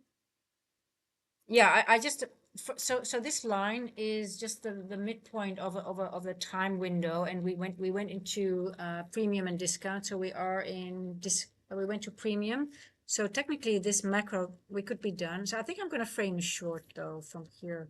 It's a little bit risky because we have SMT, but I'm favoring the short. But I think it will stay below 3 o'clock. I don't think we will go higher. I don't think we have any. We do have some imbalances here. But I think I'm going to take the risk. I would like price to go up here and maybe even here, but I don't want price to have a body closure above 3 o'clock. For a short.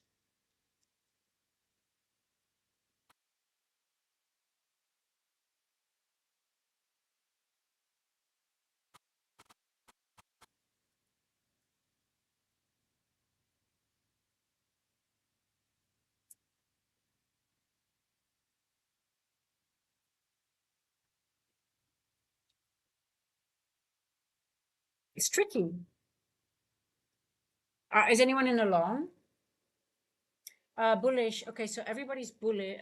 So I guess most of you guys are now bullish or in this trade already, I think. Well,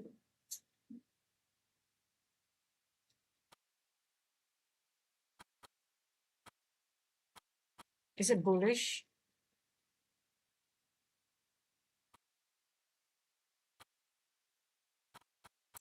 We're below midnight, we're below 3 o'clock. We're going to be below 4 o'clock. We have SMT on the 15 and on the 30, but we have the daily open just below us, and we've got Asia low below us, and we've got another order block below us. We just inverted a lot of bullish PD arrays, but we are at the bottom of an N walk. So the bottom of the N walk is also liquidity, right? So, but are we going to spike back up straight from here? Could we do that? Is that possible? Did we just use this OB? No.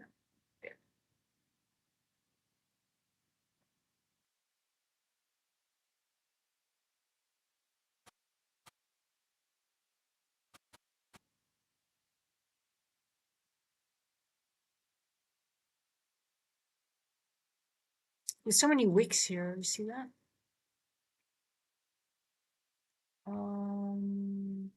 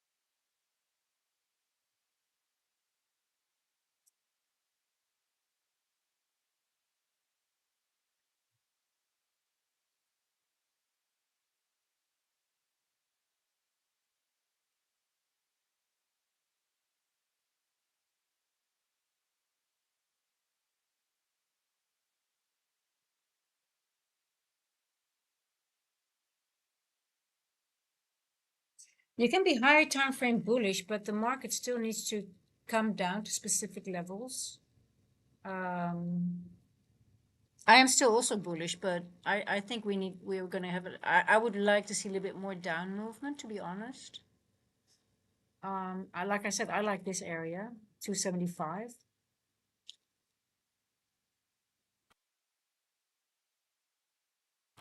Um,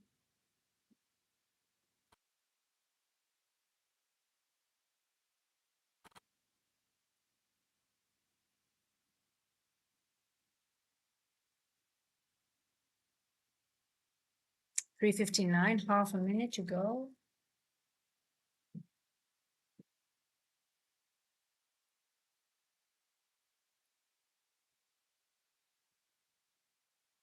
Whoa.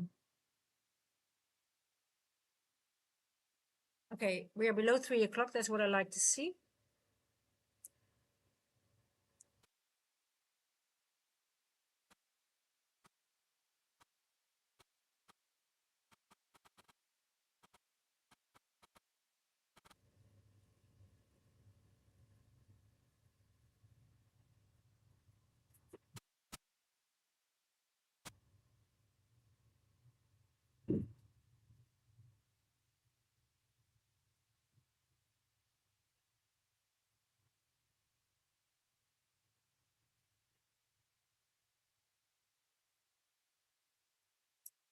So I'm in I'm in South Africa. Hold on. I want to frame my trade because I'm still not sure if it's a long or a short. 1 minute tells me bullish. Higher time frame tells me it wants more bearishness before going up again. So I just need to be very. I don't think we met the objective yet to become bullish again. 4 o'clock.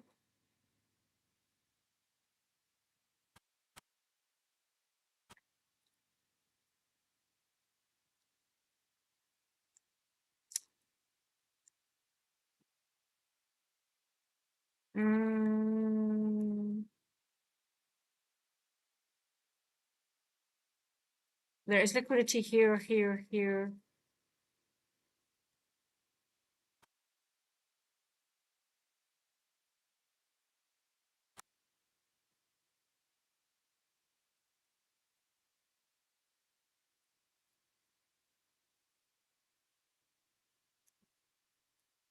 I can't go long.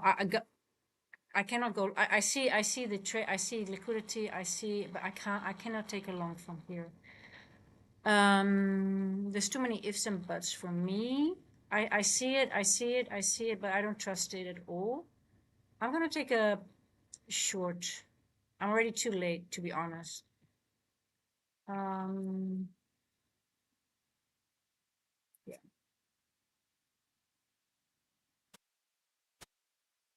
It's gonna be 275.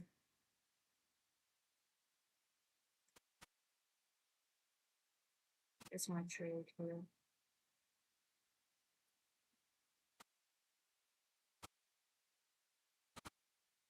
Yeah.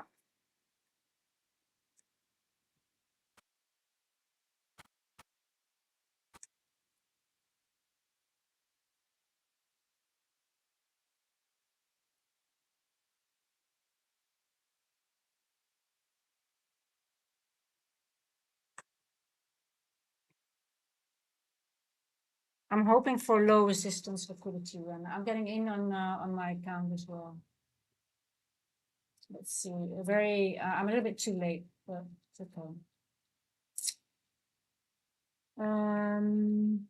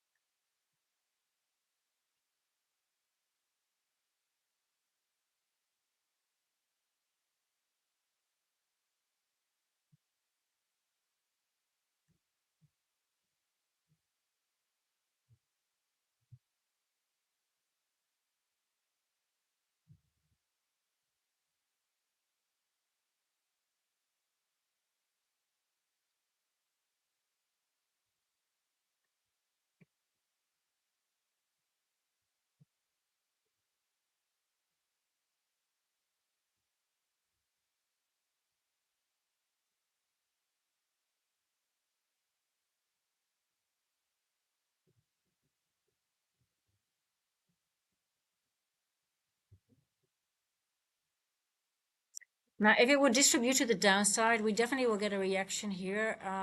I'll take one off and leave a runner two here. That's going to be my trade. That's my trade plan. But I need distribution now, please. NQ.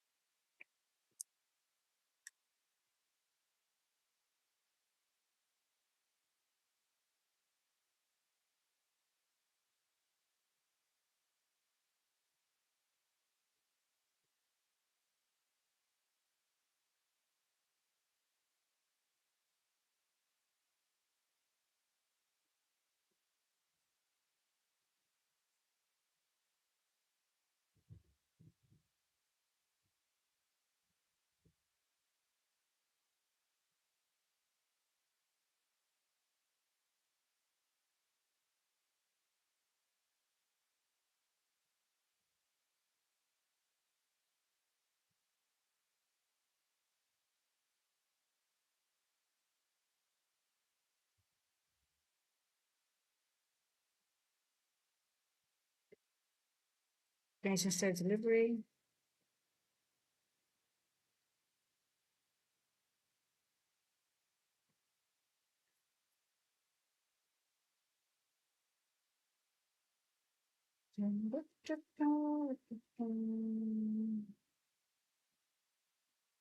Oh, so I'm in South Africa, by the way.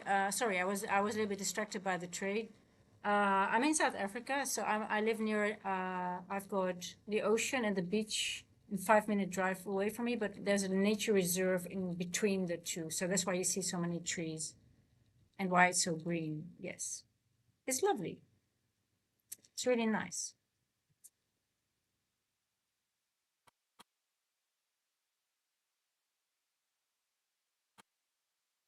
Okay, give me some distribution. Yeah, I'm in South Africa.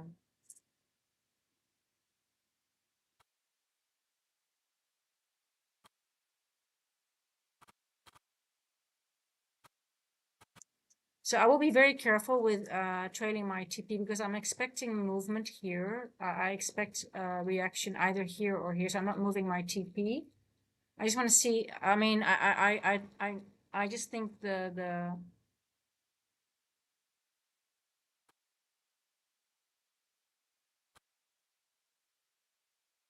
we already disrespected the bullish breaker, the 1 minute.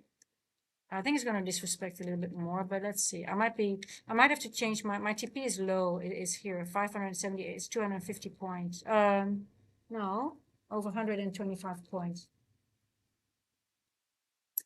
Oh, Abid, of course I react because that's why I like you guys because I can talk to the chat.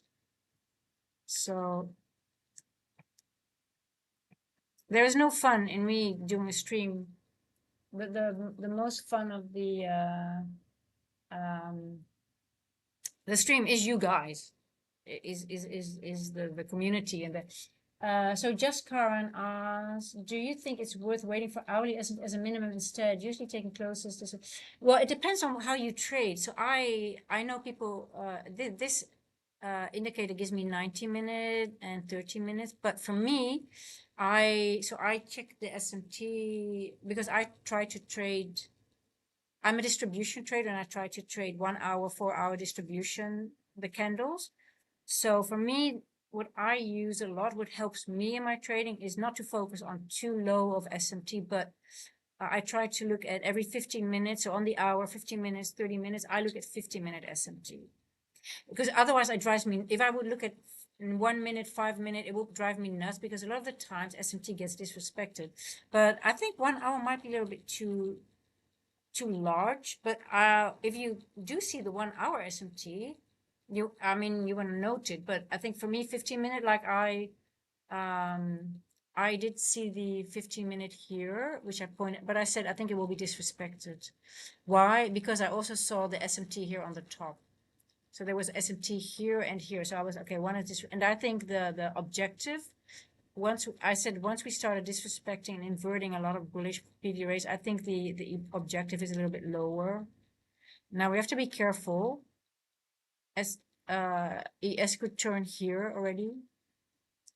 That's before Asia low. But let's see, because so far so good.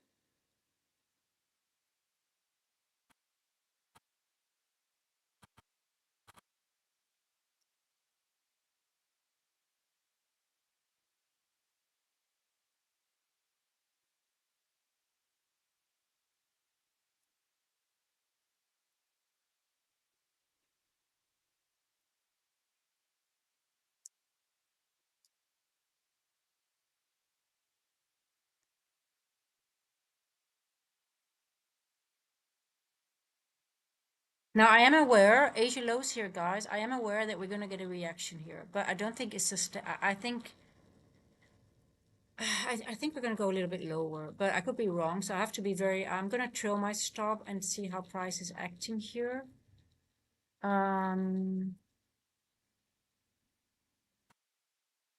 But there's always a reaction at Asia, right?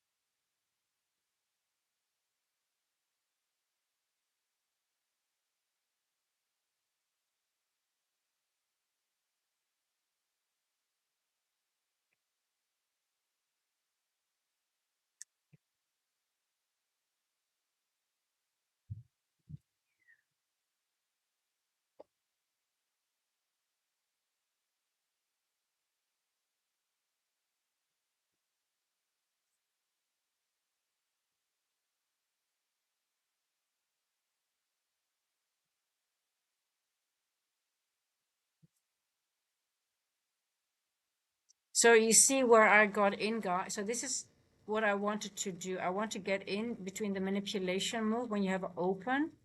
You have a manipulation. So here we open. I try to position myself in between here and then write the distribution move down. So you can see it here on the 1 hour. Now, I might have to be careful here at 373. So I'm taking one off here.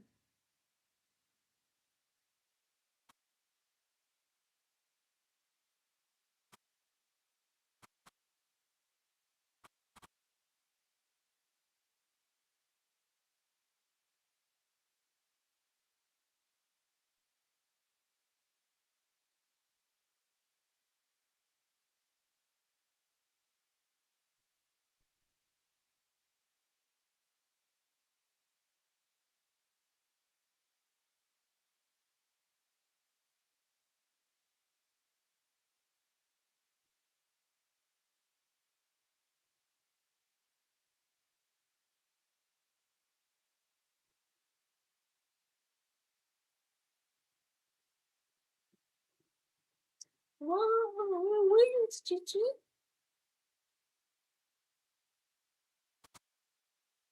What a wins. What a wind! If you were in the balcony, you would be blown away, my kitty catty.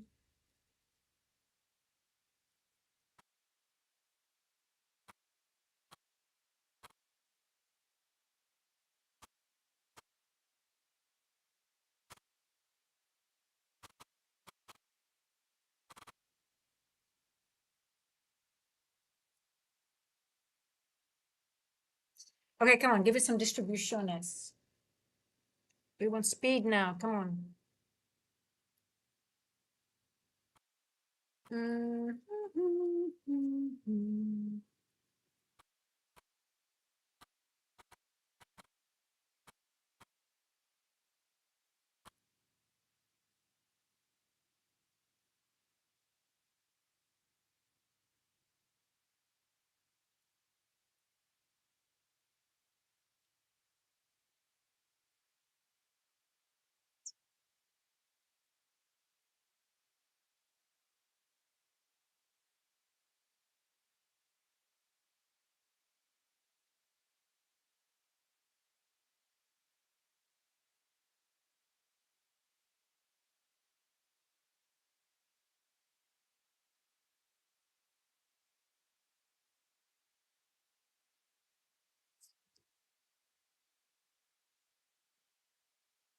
Oh, so slow.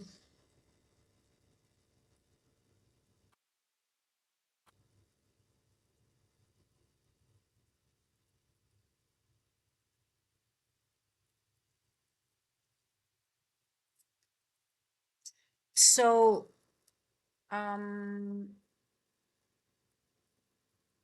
what I'm going to use the word hope, but I don't want to talk in hope. But so because I trade 1 or 4 hour distribution, on the 4 hour, I mark this large wick and oh, it's 375 here, right? So I think I have to change. I'm taking something off at 375 definitely, because the 4 hour distribution might not get further than here. It might not even get further than here. It could be. We'll see.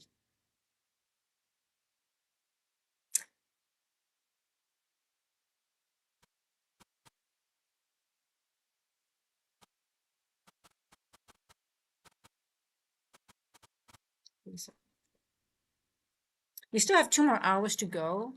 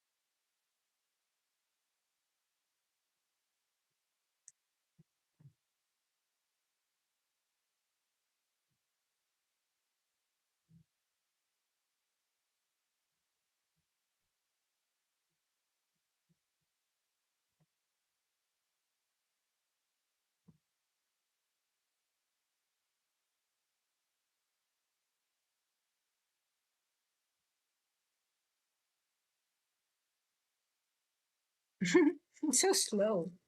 Oh, oh my God. I'm just falling asleep here.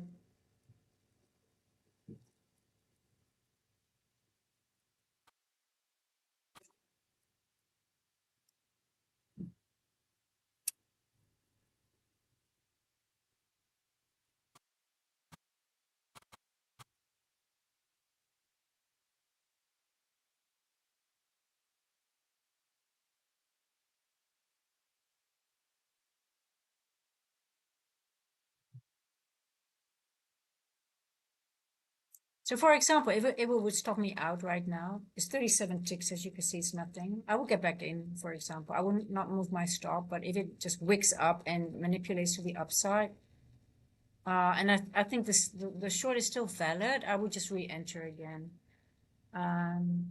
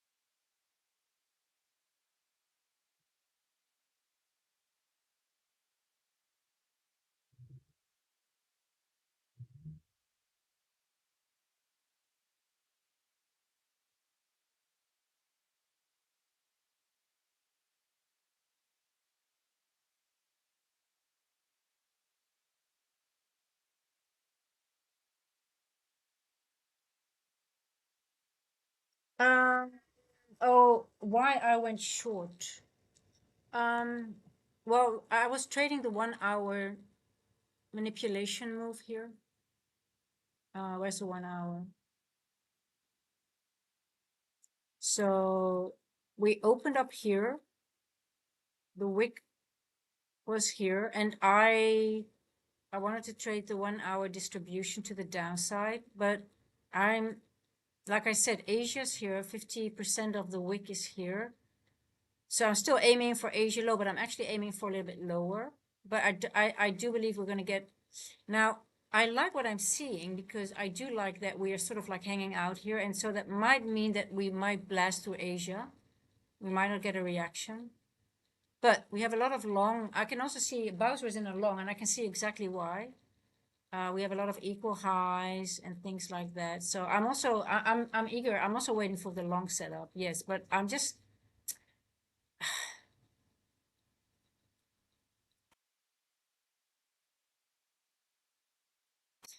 it does this sometimes, right? Because then just before Asia, it goes back up again, and then it takes the it goes lower again. So I can see that I could be stopped out. I can see why Bowser went into a long.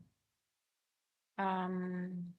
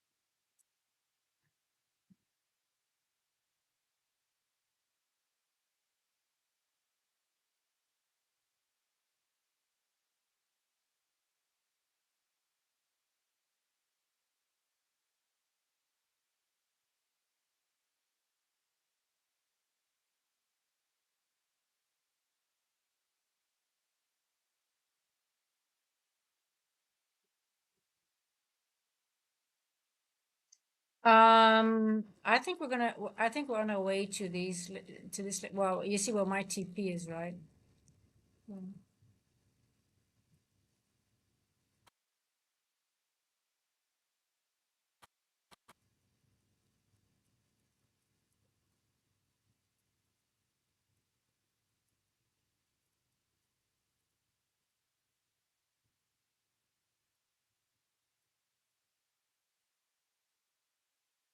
I use order blocks, yes.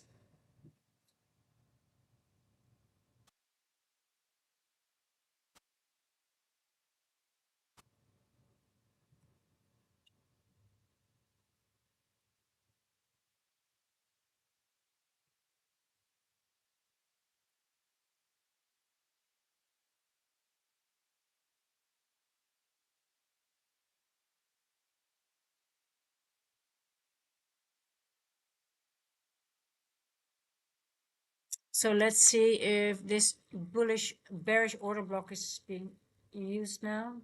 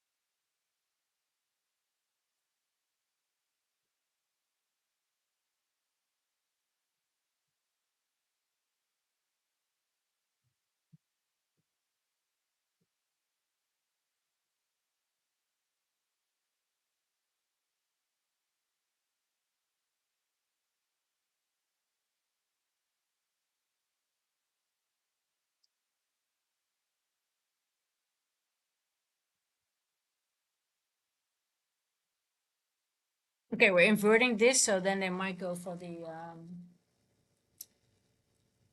um for this before going lower again. This happens a lot when you go just before Asia, right? It just let's see. I'm still in it. Mm.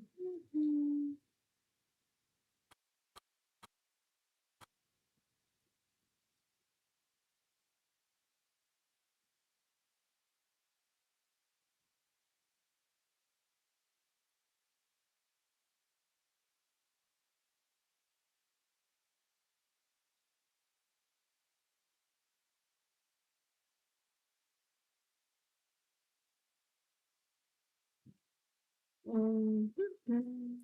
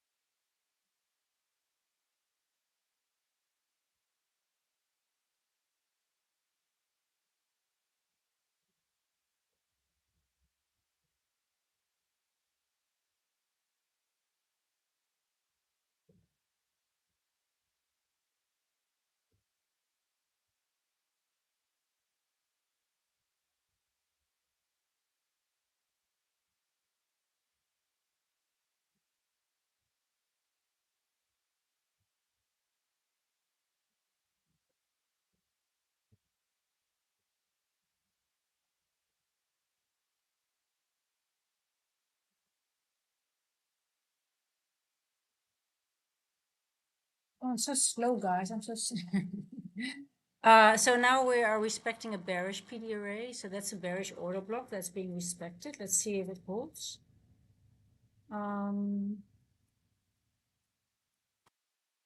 I really want to see some displacement.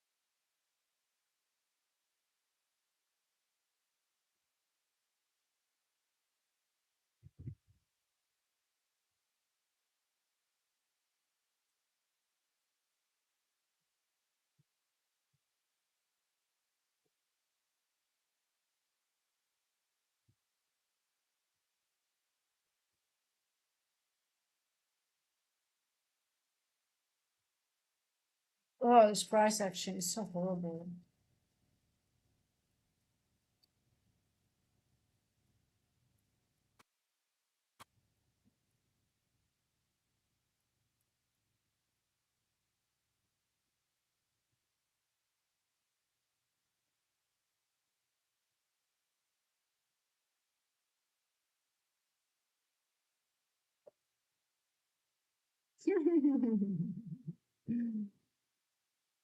Yeah, it could go for the buy side, but I don't think it's I wonder if it wants to go back up all the way.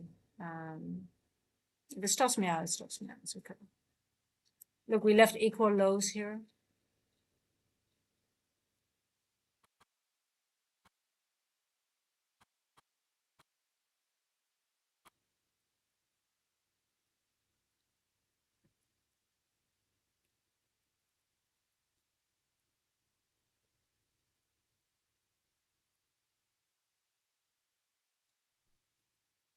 Now I do like, I like it when it does this, to be honest. You know why? Why, if it does this above Asia, once it starts going below Asia, we might get a fast move below Asia if it does take Asia low.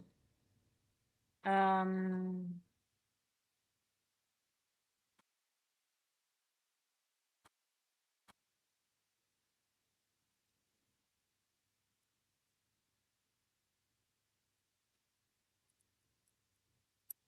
oh boy, come on.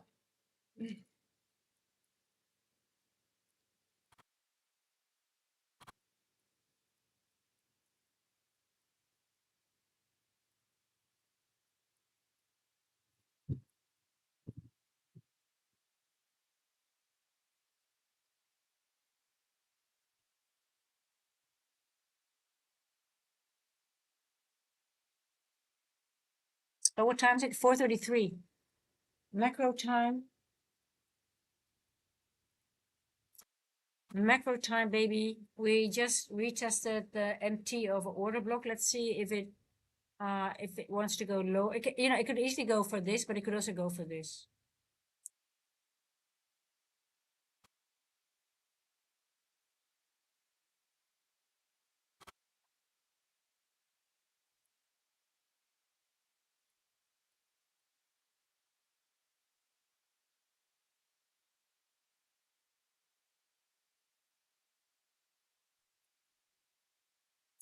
$433.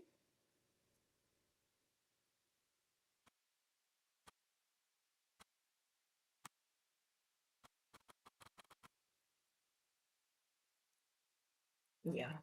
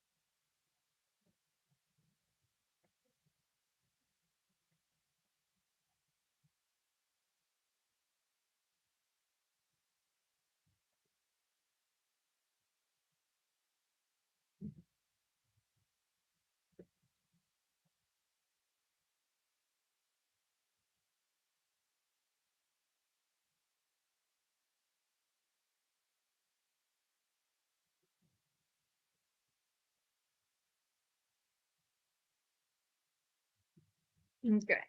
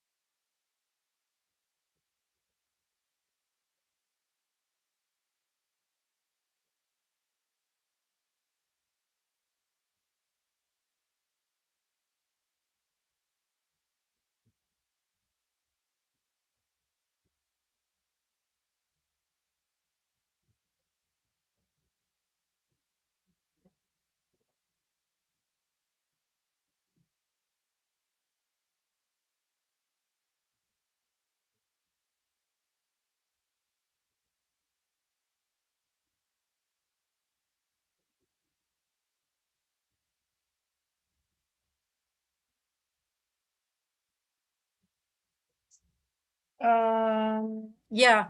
So Bowser said, yeah, but I was not aiming the 25% you get a reaction, but I thought it would be a short-lived reaction, Bowser. I thought we were aiming for the 50%, but I'm going to be stopped at. That's okay. So we're disrespecting a bearish PD array now. But I still think it's going to go for Asia low. I still don't trust it. I'm not moving my stop.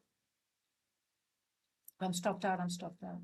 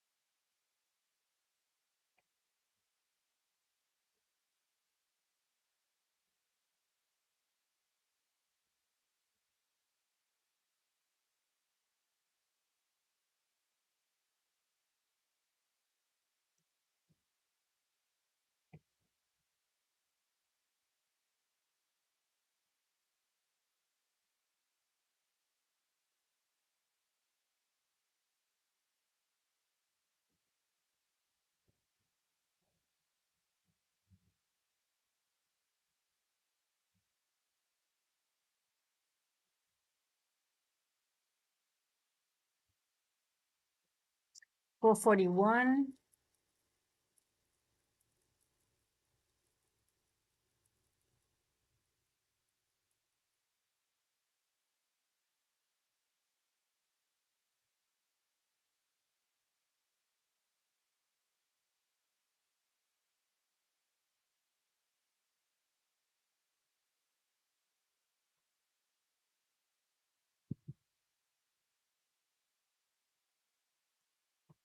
It's just creating liquidity. I think it's not, it might not even take out the liquidity. It might even create another low. Let's see.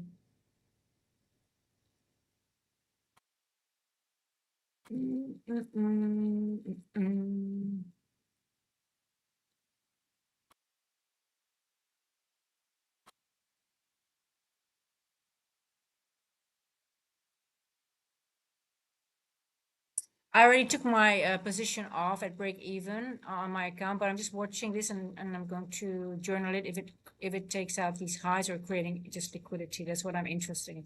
I wonder if it really wants to take the liquidity or it just wants to create liquidity for later on.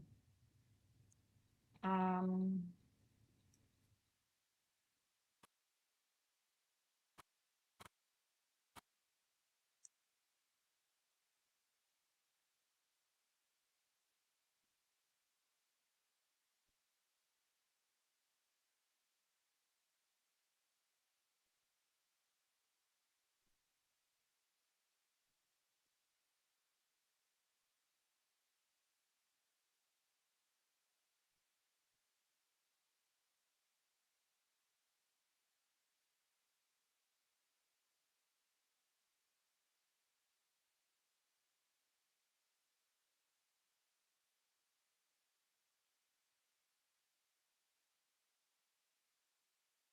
okay, I'm taking it off. Well, I'm done with this market. It's too slow. Oh, I hate this market. I hate this slowness.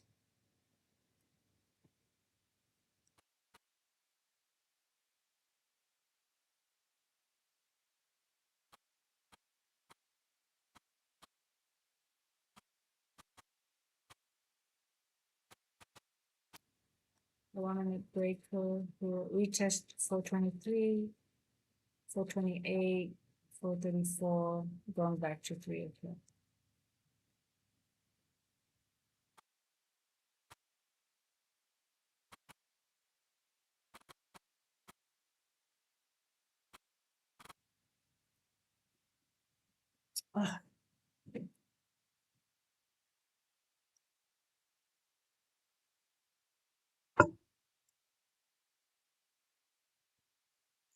Ah, Nifani, do you have 200-point trades? When I have one missing move, it's always funny that if you have one losing trade, people tell you that you have to use a different strategy. Um,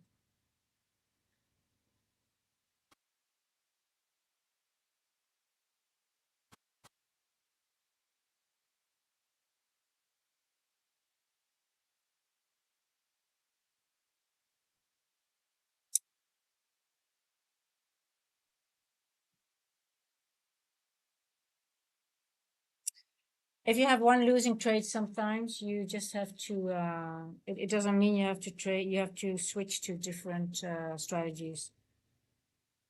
It just either means you are not awake or sometimes you miss a thing, but hopping from one strategy to another is the worst thing you can do. If you are successful and profitable, you can improve your strategy, but I don't use EMAs anymore because it's just, it doesn't work for me.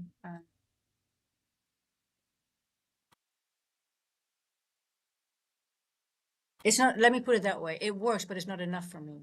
There's much more out of the charts that I get normally.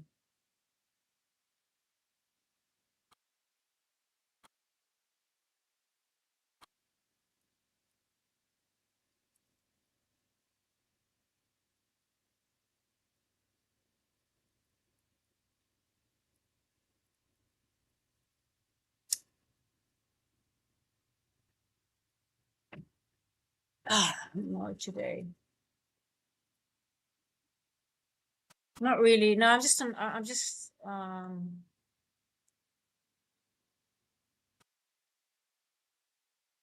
it's all, you know, those EMAs, they can help, but it's all retail, and I'm sure it doesn't make people profitable if they only use that.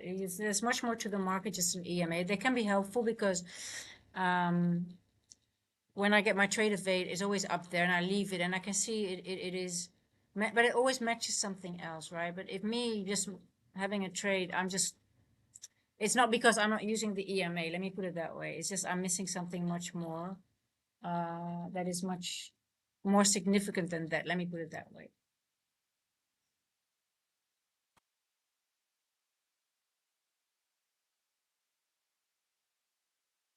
Now, normally I don't get. I am very aware that I actually have a lot of times that I take a long just before the of this area. But to be honest, Bowser, I have the quarter level marked here, but um, I thought we would respect this bearish order block. To be honest, I'll show you the one in the 9 minute. So these one, we created these ones, and I thought, well, we're gonna go lower from here. We disrespected this um, all these bullish PDRA. So I don't like this. Is just very manipulative to me. Um, I don't know. We disrespect all the bullish PDRAs, then we go back up, and I don't think we're done to the downside yet. I'm bullish higher time frame, yes, but yeah, Nifani, I know, but I get a lot of unsolicited. There was another guy that told me that when I took a trade, oh, you have to wait for CIS. I did that, and sometimes you're just off, and it's just a little bit annoying when people tell you what to do. And I'm allowed to make mistakes too, guys. Let me make my mistakes. I don't mind making mistakes. And, you know, it's always annoying when people tell you that, oh, but then you need to do this or that. I have a very good strategy, and sometimes it's just me or my strategy that I am misreading something. But I want to make mistakes too. And that's why I learn as well. Oh, I see something, guys, I want to point out. Hold on. And it just doesn't mean that I have to change my whole strategy, but I understand it's well meant. I understand. Um,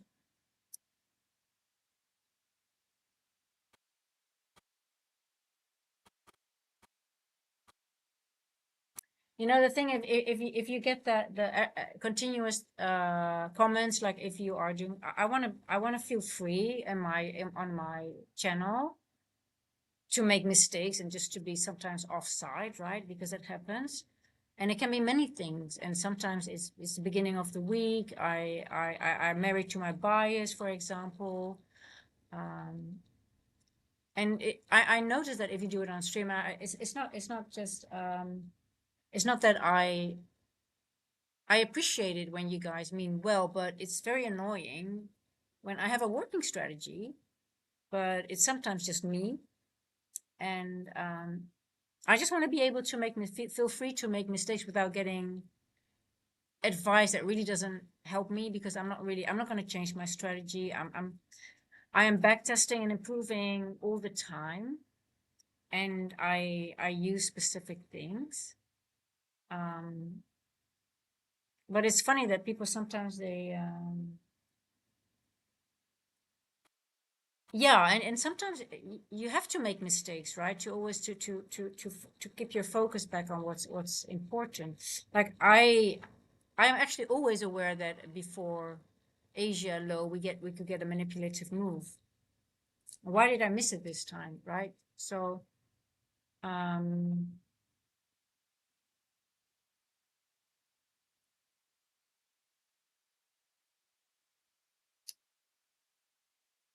I know it's help, but it just um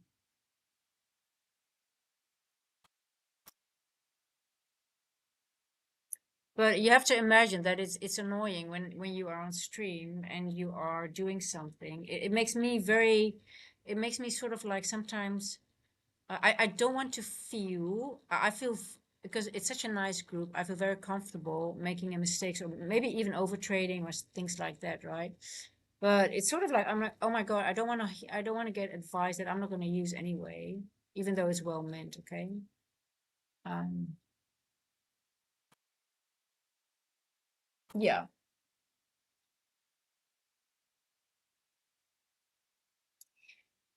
Yeah, a lot of the time. So a lot of the times before, and Bowser actually pointed it out very nicely. Bowser said, like, so let's go over the wick. Now, I already marked the wick, and Bowser said, yeah, there's a 4-hour wick, and it hit the quarter level, which is exactly there.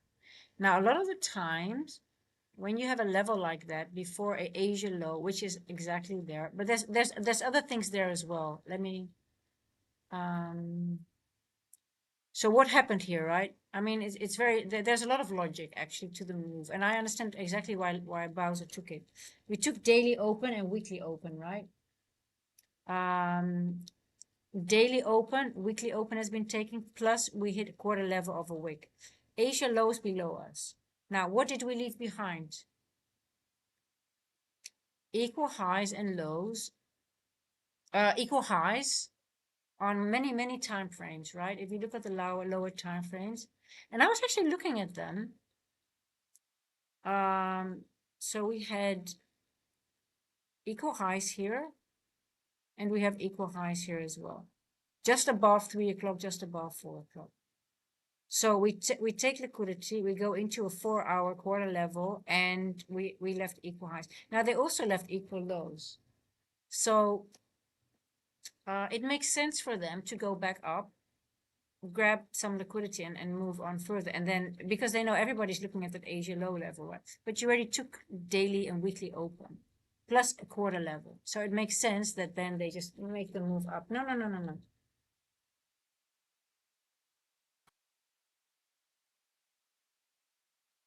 Uh, so, and then let's go to the lower time frame. Let's talk. There's a breaker. I was like, and also I was saying, oh, it's 4:33. It's macro time, and I missed a lot of things, and I'll go over exactly what all I missed, because I was married to my bias. I was married to that 50% level. I was actually married to this level here. But if you look here, we might not have to go there because it's sort of it's it's sort of like, you got a wick here and a wick here. But let's see. So um oh no. Okay. Okay. You're feeling a fatty. Come on. You go there.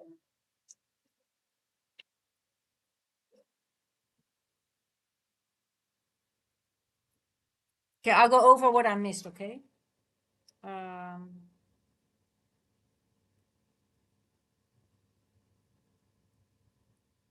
so I'm distracted. I'm annoyed a little bit, not because of you guys, but there's many things going on. So my head is not. I'm not in a proper headspace, and and it's already. I can tell. So I have to be very careful with trading. Um, got a 1 minute breaker here. You got a retest here at 4:23. Now a lot of the times, macro times between 20 and 40, you can get runs, right? So 20, we have a retest here. It runs to all the way to 40, but here at 4:33, look what happened here. We retested a premium discount area, and it's above it. Here, we're above already, above. This line is premium discount of a 90-minute area. And we are above it, and we retested it from the top. So that's already telling you it's bullish. And here, this was also the point we were starting to disrespect the bearish order block. So, where's my order block? Let me go to the 9-minute. I think it was here, right? Somewhere here. So this order block did not hold. So I marked it here. This was the area we went above it, and we retested it here. This was a retest. If you look at like everything is fractal. If you open here and you have your manipulation move to the downside and you go higher, it's already telling you it's going to disrespect this. Because we already were disrespecting the open price. Normally you want to see if it's respecting, if this would be a propulsion block, you want to see it hit the open and go back down, not higher. So, hey, Vincent.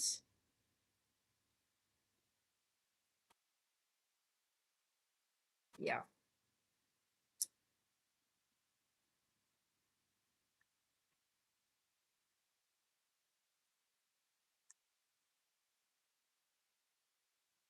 Now, do I like to go long from here? I don't know.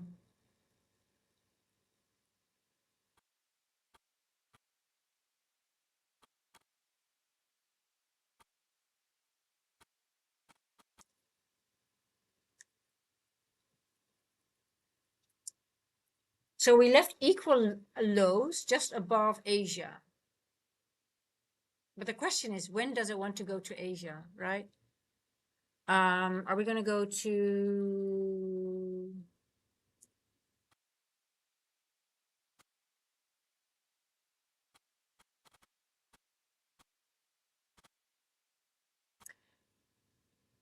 Let's see, guys. 0.5 is here, 0.2 here.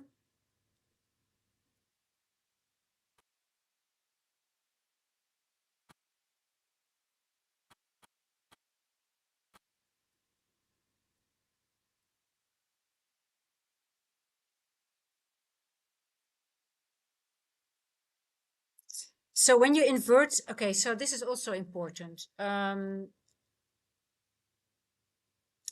So when you have a bunch of inversions here, you also have to be aware that at some point they might want to retest one of those inversions. So let's say I mark this one. I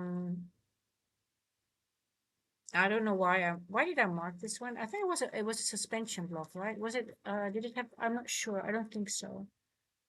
Um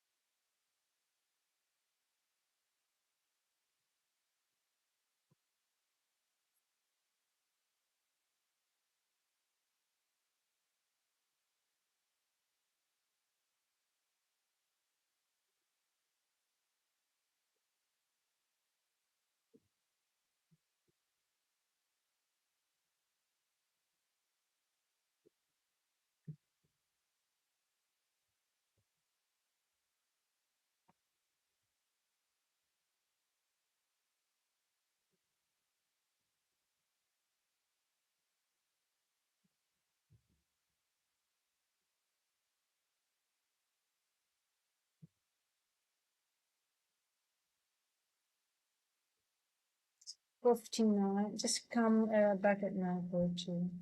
Hey Vincent, are you in Japan? Yeah, I love order blocks. I mean, I'm just really I love order blocks. Order block breakers. They're my favorite. Well, breakers actually my favorite PDRA. Rejection blocks I like a lot, and time. A time. So it's a meal. You also use yeah. So but it's a meal. The mistake that I made here was I was focused too much on the 50% of that wick instead of the quarter. And that quarter was exactly when you, okay, so this is like a lesson as well. That quarter level, so a lot of the times a wick is just a bunch of imbalances, which the market needs to balance out, right? So if 50% is just below Asia and you have a quarter just above it, I think it's safe to say that we can get a reaction out of that 25% just above, and also because we already had daily and weekly open here, so it took liquidity. It didn't need to go to that Asia low for it to make that move back up again, right? It's just going back and forth to balance out imbalances and take liquidity. But I am bullish higher time frame, but I just don't think it's done yet fully to the downside. But it could be, it could be. But I don't know. I don't want to enter a long from here.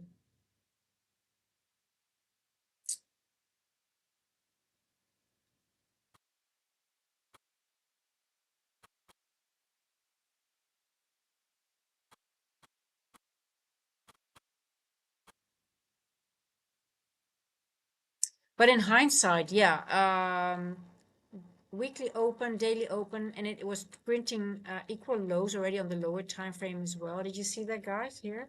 Even on the 3 minute, on the 1 minute here. Let me see, what time did it?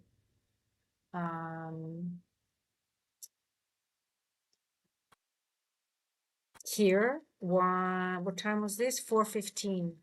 And it already left a 1 minute breaker. Yeah, and if you see this, you already have it, you already know. I mean, this is very bullish structure here, and the confirmation was already at 4:23. But and I did see it, and I did, but I was just married to my bias. I thought, okay. I thought that 9 minute bullish bearish order block would hold. It did not. But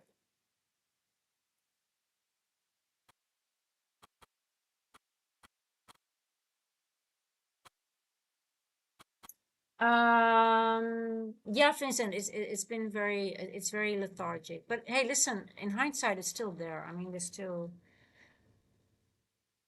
in hindsight, it's always like, when you journal, you always see like, okay, I missed this, I missed that. And that's how I journal. Okay, what did I miss? What did I not do correctly? What am I seeing? Why am I'm a little bit, I can tell I'm a little bit annoyed. I'm not in, I have a lot going on. So I know I have to be a little bit careful today. Um, which means I'm less focused as well. Um, so yeah. Hey Martijn, how are you doing? Happens on, hey, but well, it's sometimes London really gives you nice. I mean, it's not always the same, right? It depends on how I mean, the thing that I'm thinking, because it has been so slow and has been, even the move up has been the same way we had the move down. I don't know, it can change, and sometimes you get the move at 5 o'clock. So lately, I don't know if you guys noticed that we don't have a good macro at the 10 minutes past 4 gives us a nice move, like in the sense of, well, okay, we actually had it here, but it wasn't really fast in the sense of that we have low resistance, right? It's still, but it made the move to the upside. But it makes me think, yeah, Martijn, but the 9 minute is not giving me confirmation today. The 9 minute is effing me over. Normally, this is the funny thing. Sometimes a 9 minute, like an order block or something, I like how it looks, but the 9 minute order block didn't help me. So I know for London time, 9 minute, I'm not using the 9 minute for confirmation because it's not, my answers is not there. And so, but sometimes the 3 and the 9 minute, like this here, order block not working, order block not working. So it's not helping me.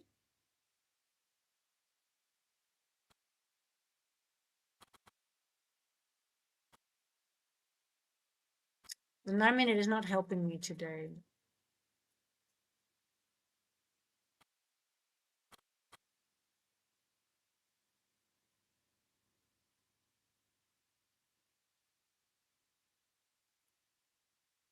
But the thing is, if we have an inversion, they should start acting as an inversion, right? So they should be holding price down at some point. Which one is going to be it? Or is it not an inversion? What do you guys think? Ah, look. Uh-huh. Huh.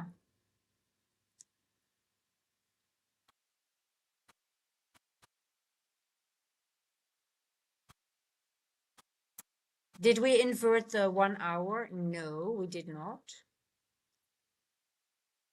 Did we invert this fair value gap? Yes, but not this one, right? You can see that.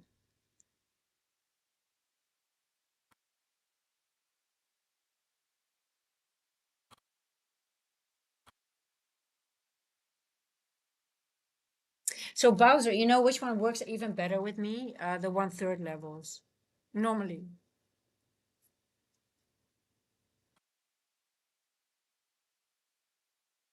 So could we go to 702 and then maybe reject here? Could be. Oh, it's just tiring.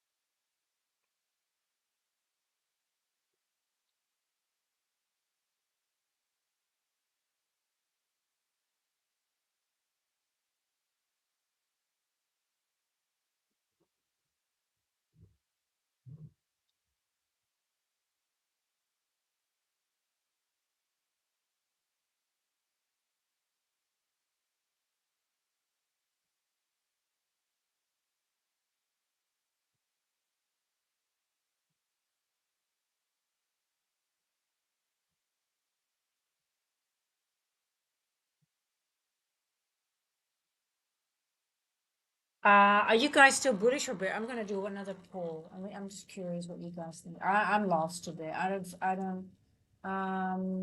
want to see bullish. See again the bullish or bearish up to 350 macro.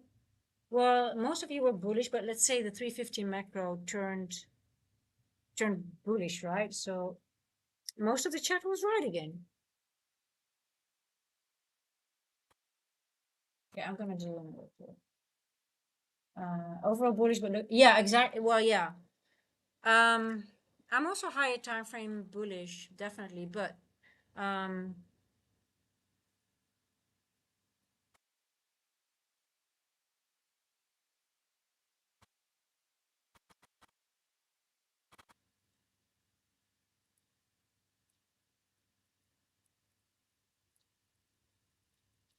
okay, let me show you guys something. Okay, let's go into order blocks, okay? We opened up. Let me show you on the 15. The market opened at 6 o'clock. What did we do? We retested a 1 hour bullish order block. Boom. That was here. We went up. Boom. Then we went down. Let me get rid of this LOE. We went down and we retested. So this order block retested this one. Then we went down and but we did go below the 0.5 of this. So this order block now, but we did retest this order block. So we didn't go lower than this order block. So still bullish. Yeah, and Gram 6, that's what I'm struggling with. So what I'm struggling with is the following. So it's still respecting the opening and it tested this bullish. So that's bullish. No question about it. But I'm just wondering if because we have some, well, one could also say that this is a balanced price area, right? This could be balanced. So we never have to go back here. Could be. But we have equal lows. We've got Asia here.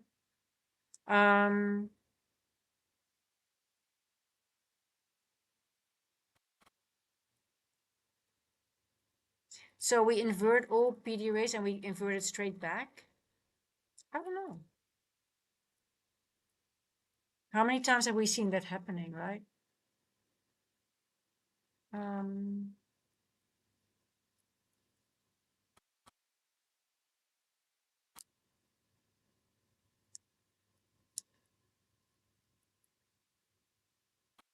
So technically, when we just use order blocks, yes, we are open. We retest 1 hour, 15-minute order block straight to the open. Boom, we go up, then we go down. We are actually not disrespecting that order block from the open. We did not go lower than the 50, than the midpoint. Let me just mark it. Let's get rid of this.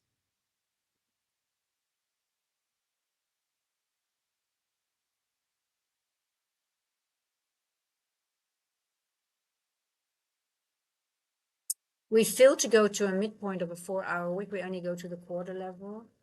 We leave equal lows below Asia.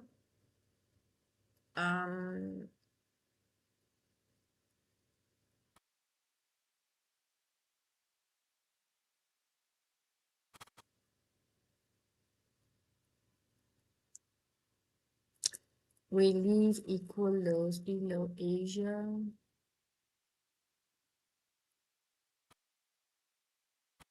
And we are above 4 and 3 o'clock right now.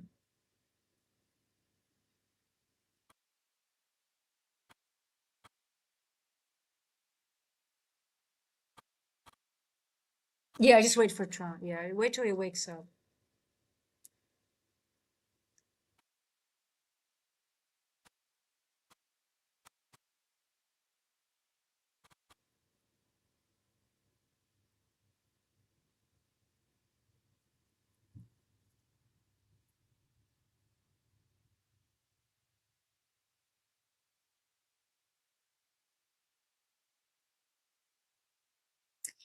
But guys, doesn't this look like a nice short that's coming?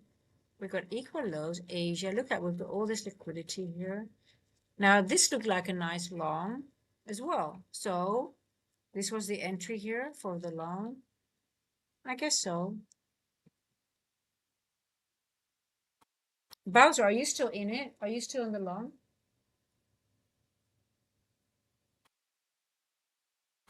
So gram 6, even though it's balanced, it could still wick through it. The thing is, I don't know if you've noticed that lately. Let me show you in the 15-minute.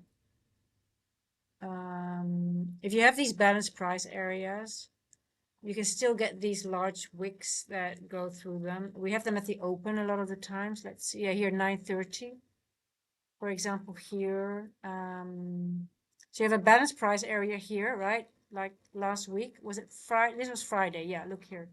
I'm going to point out the, so I'm on the 15, right? So you have this area here and here. And one would say, okay, no, it's balanced. We're going higher. So we went higher here, and look what we did here. Is this wick that, so I'm thinking about, when I think about those areas, I'm thinking like, oh, we could go lower, and then we get that V-shaped recovery that we're getting now. So I was expecting that at a lower level. So I was expecting this. So we go down, and what we got already here at 4:30, I was hoping that we would get that like 5 o'clock-ish, 5:20-ish, so something like that. So even though I thought, okay, yeah, we're bad, but we're gonna get a nice wick into something. But uh yeah, no, I'm also not alone. Yes, I look at everything. It's a meal. I look at the weekly, monthly. I go over everything. But it's too early to go over daily range. I mean, I look at the daily when I start the day. I look at the weekly. I look at the last week. I've marked all previous large week. But hey, listen, I can easily see the daily go here to the 20% level that I marked. I have a 75 level marking. So I've got a quarter level here, Bowser. That's why I was looking at this level, 275. It's still on my radar, guys, 275. 275 is on my radar because I can see the daily going here. So we make this fair value gap a little bit smaller, and then we go. So I think it's normal to think that we can have a daily range going a little bit lower and then go back higher, right? So that was my thought process as well. I used the daily, and I had a 70. I don't know how I calculated it, but this matches up with my 20% of the weekly, of that previous weekly 20% range, if that makes sense. Tongue twister.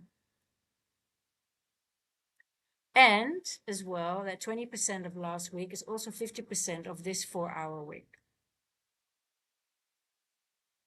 But it was too low.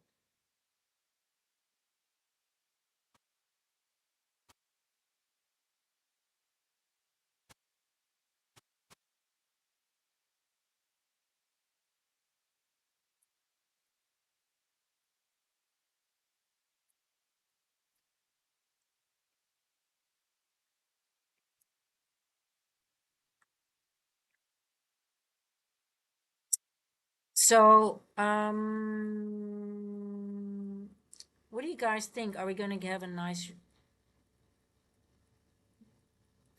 uh, yeah, I'm also going to stay flat. I mean, we could also just consolidate here, right?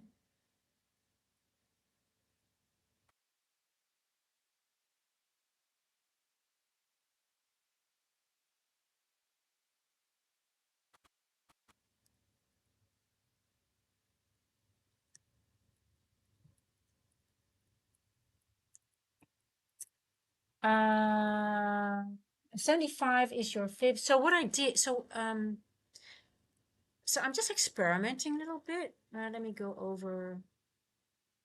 So because we're in higher,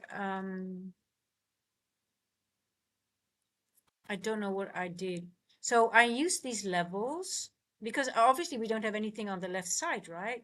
So I used levels that worked. So I can't remember what I did, but so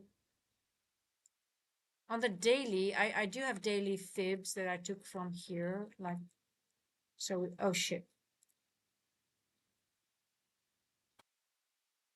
I just copied levels that were working for me and I just copied them into the higher where we don't have any price action to the and they seem to be working. So I just keep on, you can see how they are touching my levels, right?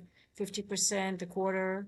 So they are used. So I keep on adding them. Now I can't, so what I did here was a range.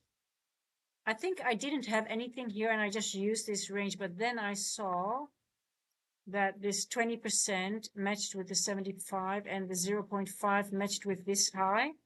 So I thought, okay, the 20% of last week might be in play this week. So that's why I got a little bit married to that bias this morning, as you can see. But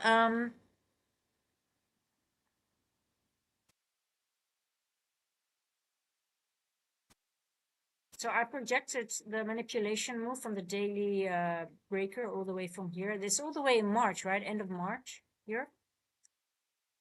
And we've been bullish since. So 2.5 is here. 2.5 is, let's say 28,000.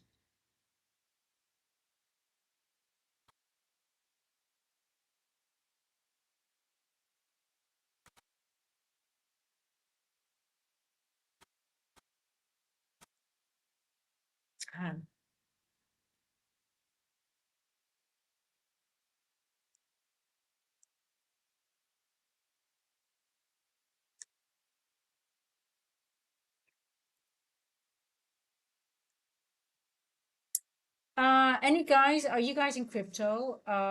Investors or trading crypto? Just curious. Anyone in crypto? Hey, but this is a nice V-shaped recovery. Beautiful. I mean, it's not beautiful in the sense how it moved, but it is a nice recovery. And it is a valid move, I guess.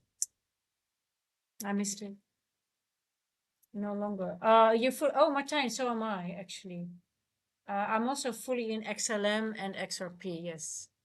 So there was some kind of act signed, some executive order by the administration this week. Are you aware? And that means that XRP is being fully integrated now into the treasury as well.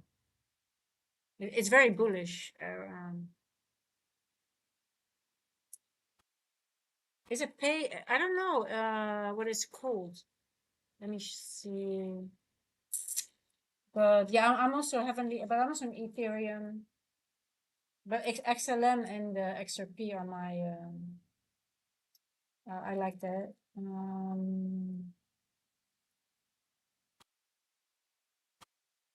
I don't know what it was called, and it was like, oh, let me see.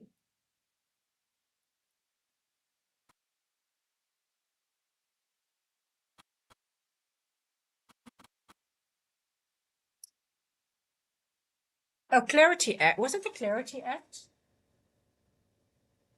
I think it's the Clarity Act. It's signed. I think the administration signed it. So it means it will be. It's not implemented yet, but they're going to implement the Clarity Act. Yeah, that's it. That's a good sign.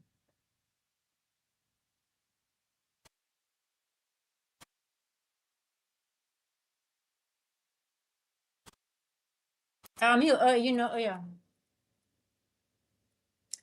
KC, I'm not in a trade right now, but I'm still interested in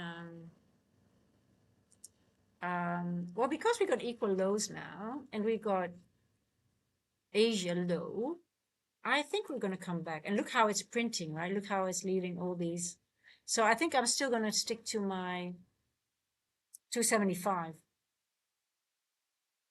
But I just have to wait. But maybe I'm too greedy. Maybe I should just stick to 341. Let's say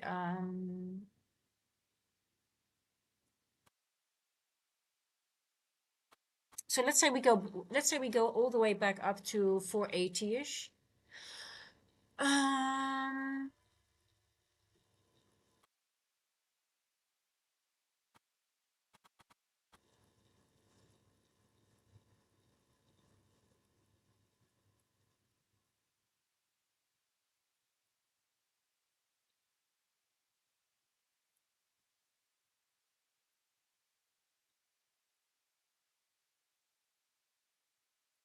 Guys, do you see model 2022 developing? If you look at the price on the higher time frame on the 15 minutes, don't you think if we have a retracement now, it's model 2022, and then we go down from there?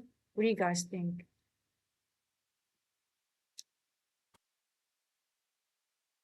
Or are we going to make a new high first? Because we've got equal highs there as well above midnight. We've also got equal highs above midnight, right? That makes it confusing. Yeah, the Clarity Act has been signed by the administration. They did it. Yeah, this last week.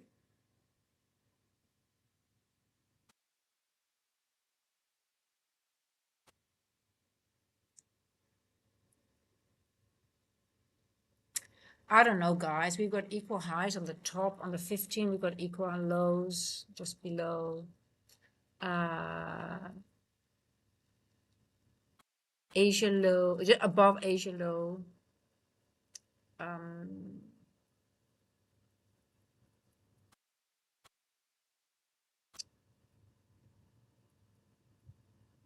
change in the state of delivery.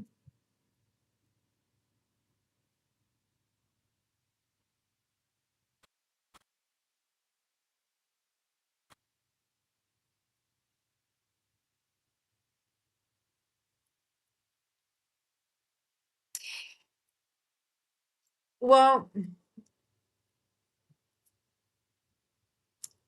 okay, let's have a look at model 2022. I'll go on the 15 on this one here.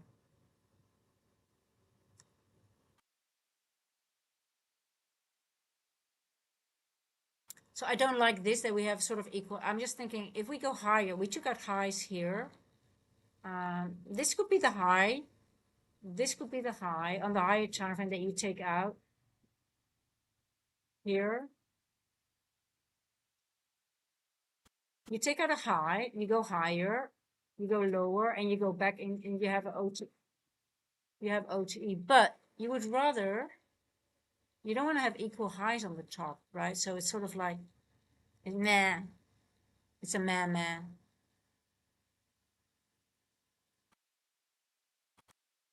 So I'm looking at model 22 at the top, not at the bottom. So I'm looking here. So we're retracing back up into here, and then we go lower. But are we going to take out more highs first? Create a new, so are we going to create a new high, go lower, again back into it, and boom? Or are we going to use this as an inversion and going to go back lower from here? So, but I just don't like, it's just sort of like, yeah, but what if, what if, what if, what if, what if? So,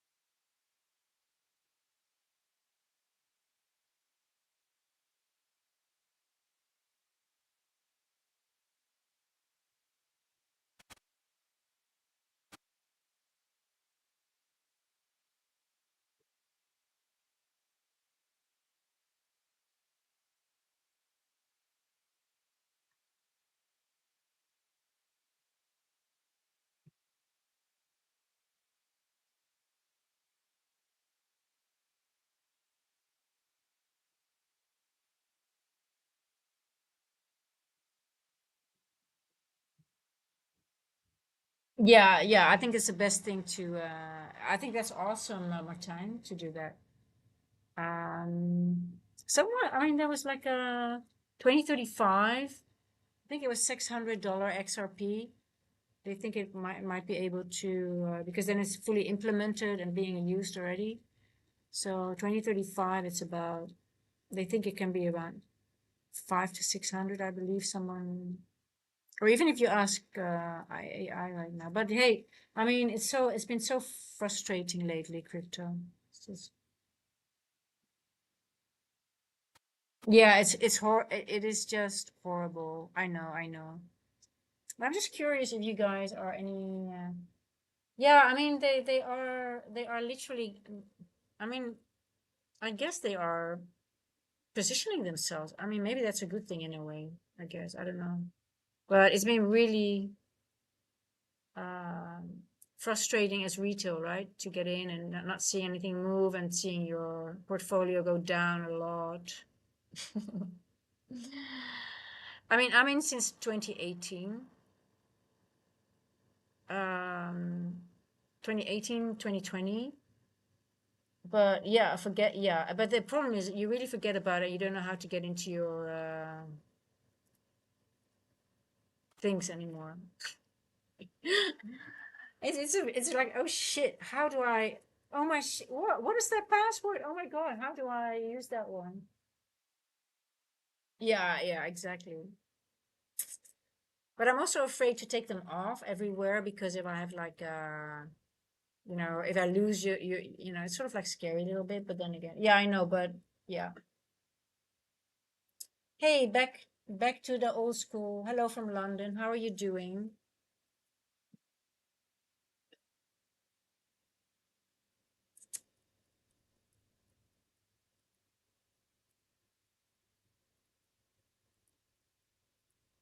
But it's the same when people when you say when they buy NQ or ES, it's like yeah, you buy and just leave it. It will go up, over the long term. It always grows, right? I think so also that I don't agree with ICT that he says that crypto is going to zero. I mean, the institutions and banks are really already implementing there are quite some banks that are already using XRP. Um, and I think I don't know why he is. I mean, obviously, the whole thing that he's trying to frame that there's going to be nuclear weapons being used right now. I think everyone is trying for the world not to use them and everything but I don't know. I think he likes the chaos. I don't know what ICT is with his conspiracy theories. I think he's a little bit cuckoo. I mean, I love the concepts, don't get me wrong, but I um I think he's cuckoo and sort of like really if it's not working, I mean he needs something to he said it so many times now, so I don't know why.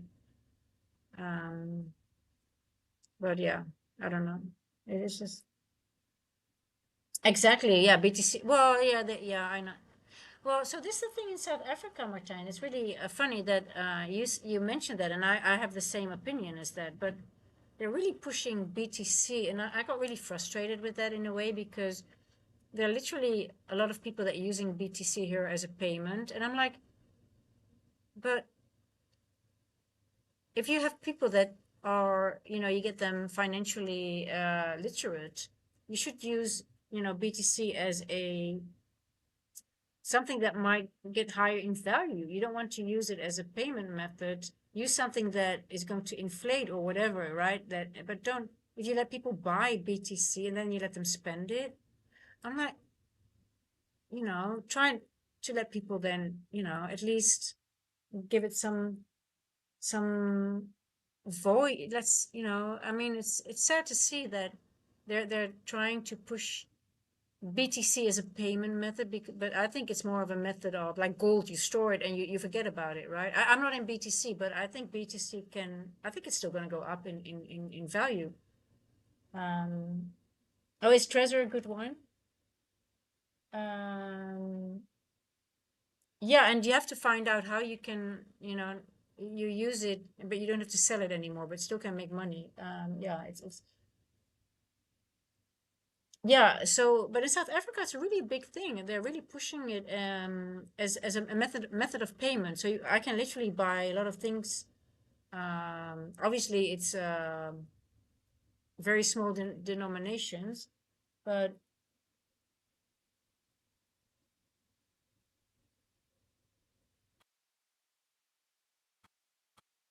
yeah, I have Trust Wallet, but I have an issue with Trust Wallet. I can't unstake my ADA. I've got ADA as well, and I can't unstake them, so I can't do anything with them. So I'm stuck.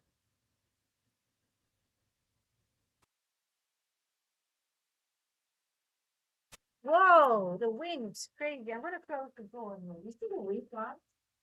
Whoa,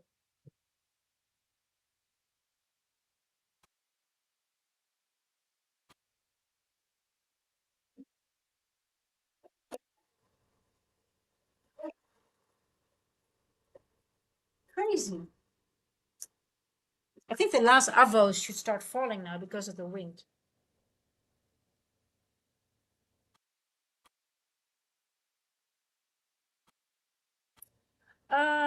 Listen, I love ICT concepts. Don't get me wrong. I love the concepts. They make me profitable. And what made you get into ICT? Because I was doing, so I started retail just like everyone else 6.5 years ago by now.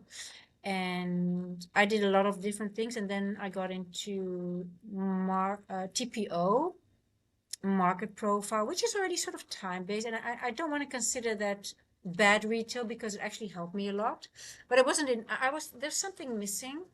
And, but I did learn a lot from that. So market profile, but there was also still something like, I like it, but so then one of my friends that we were in the same group with doing that, she said, "Hey, listen, have you seen ICT?" And I said, "No, I don't know. What is that?" Well, look at this channel. I was very skeptical, but then I started looking into it and looking and like, oh, that's interesting. So there were a few missing links for me that I didn't find in my TPO chart. And then I thought, okay, let me study it. Then I thought, okay, oh my God, this is what I need. This is how I can make it logical for me, how I see the market or what I needed to get more logic out of it and to really get this.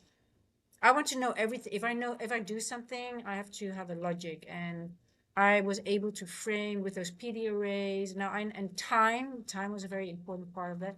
And then I started building. So ICT became my foundation. But then I moved also further away from, with that as a foundation, more into time. Not only the macros, but really deep diving in the algorithm in time. And I'm still studying a lot. Um, so yeah, I'm still very, I don't like, I mean, I'm going to be honest about it, but I lost a little bit of respect for ICT, how he shared his personal views this year. I'm like, you're not on the good side of, and also now that he's trying to make people so afraid with a nuclear bomb, I'm like, come on, stop it. Even though if it would fall, why would you? I know a lot of people are living in fear because of that. And he said it a couple of times, like, oh yeah, nuclear is gonna fall and blah blah blah. And I'm like, oh dude, stop the fear mongering. As if he's a prophet. He talks to God. He literally says he talks to God.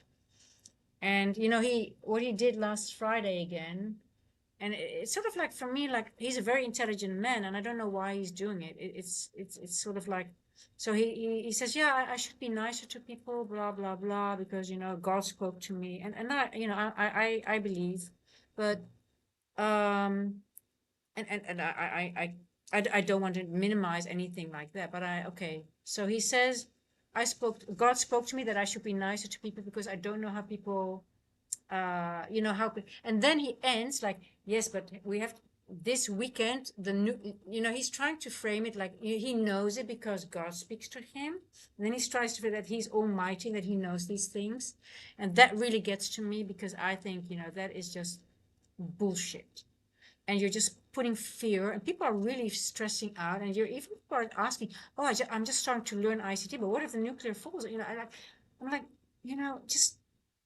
like he is very confident that BTC is going to zero. There's a lot of people that sold their BTC and their crypto because of him. Yeah, but it just very upsetting to me that, I mean, everybody can has their personal views, but if you have such a big following, you have influence, but if you're using it for the wrong reason, and you're hurting people, it's not okay. And I mean, I think it's ridiculous.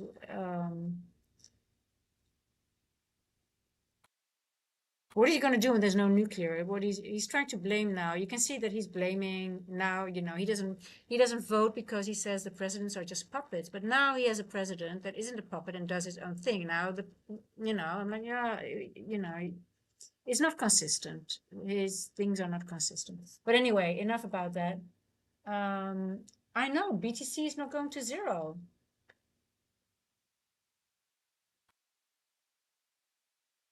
It's not, and it's going to be the new. There's going to be a shift in how are we going to use the monetary systems, right? But yeah, and you can be against it, but don't try to talk people out of it when they are. Imagine what time he has something for his kid. Imagine that he's you know a little bit insecure and he get influenced, and then he sells it, and then it goes in a few years time it does do something really beautiful. And then, yeah, fear makes people do strange things, but he is, um, you know, he's putting fear into people. That is the thing that bothers me. He's trying to put fear, and he says it comes from a good place, but it does not. It's just it is not, and that's why I have an issue with him at the moment. And if he would come I would rather not have him on my stream, to be honest. I would rather not. I don't think I can hold my tongue. So, but anyway.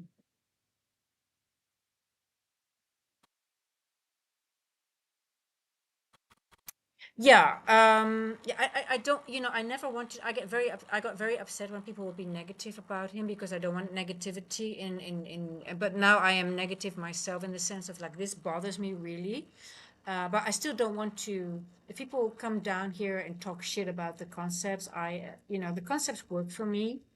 But as a person, I'm very upset about him at the moment because, and he would, if he would come on my stream or whatever, I would just always just be honest with him. I was like, listen, I love your concepts, but lately I really don't like how you speak. I don't think I can be. I'm not one of those people that, oh my God, ICT is here. But I love his concept, and I'm very, very um, um, appreciative of them. And I am, but my blood started boiling when I read that. I just get like, oh my God, why you just shut the fuck up and just stick to your concepts.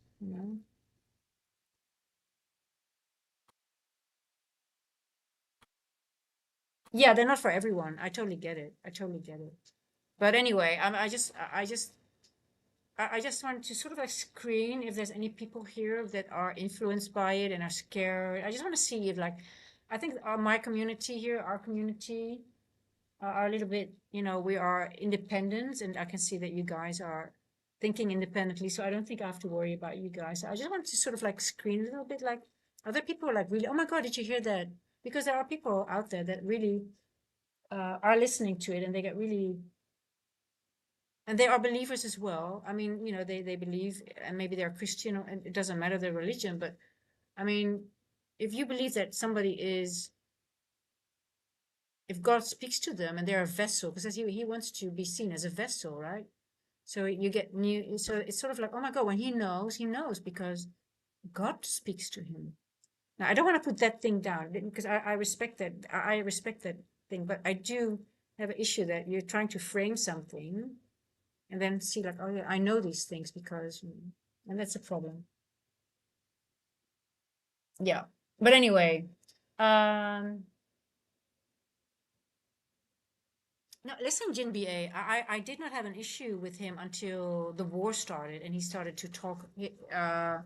I was very clear. Hey, listen, do not talk shit about ICT in my stream because it's not based on anything.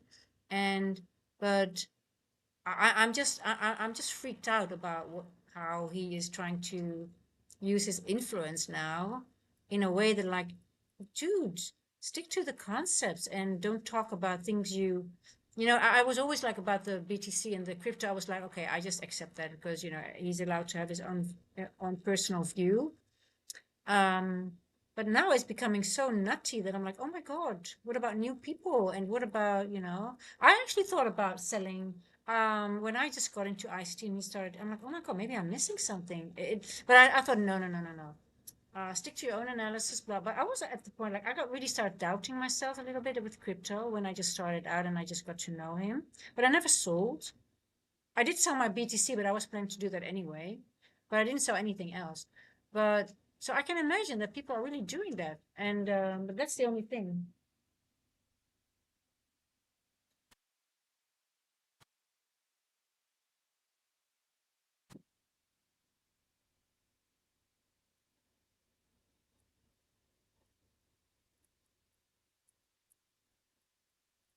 You asked to AI to summarize 3 hours video. Yeah, you can actually and give them the command, please leave all the rants out or so. Yeah, that's a good thing. I think that's actually pretty awesome.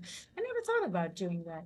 I've sat through them, but some of the rants were actually helpful in if they were psychological or things like that. Or I did like his shotgun Saturdays, if they were not too religious or not too girl, but yeah, there was a lot there. I mean, he knows he's a very intelligent, he's highly, highly intelligent.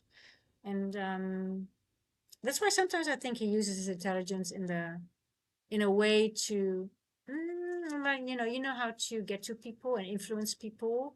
And I think he plays with that a little bit. And that's something that I'm like, uh-uh. So I don't know. Sometimes I feel like you are using your influence and you're trying to figure out how far you can take it. And then he goes back, oh, I have to be a good person. I'm a grandfather now. And then, I'm like, okay, well, you don't want to be a good person for your kids, just for your grandson, right? Why do you want to change for your grandson, not for your kids? Why would you suddenly change? Um, yeah, but anyway, I just want to make sure that people, I'm like, oh my God, just don't, yeah. I just want to make sure that people are not, they're not getting canned food and thinking that the red buttons are going to be pushed worldwide. Hey, they still can, if they are pushed worldwide, they are, and we probably don't know. We're like, oh, look at that, and then boom, we're gone. Simple as that, right? Yeah. Notebook is great for self. The note. You mean notebook? Um, that's a good one, Jin BA. I never thought about that.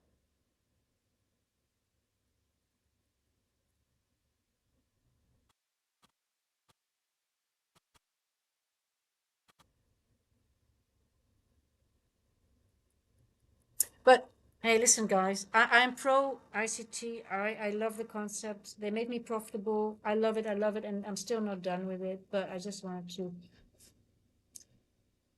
to just elaborate on let's say just on the nuclear stuff and the war stuff. Yeah, literally there are people literally fighting for his freedom and his way of to preserve his way of living, and he just yeah, it's just weird to me. But anyway, I live on the Yellowstone. Ooh. That's what's the caldera? When it blows, I won't feel a thing. What's the Yellowstone caldera? Is it? I want to Google that. That sounds interesting.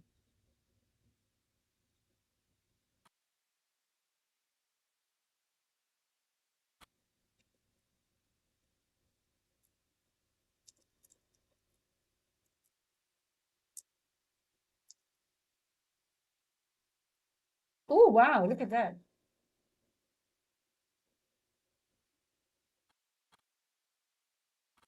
Oh, it's in Wyoming. Wow. Yeah, I thought it was a cotton photons points.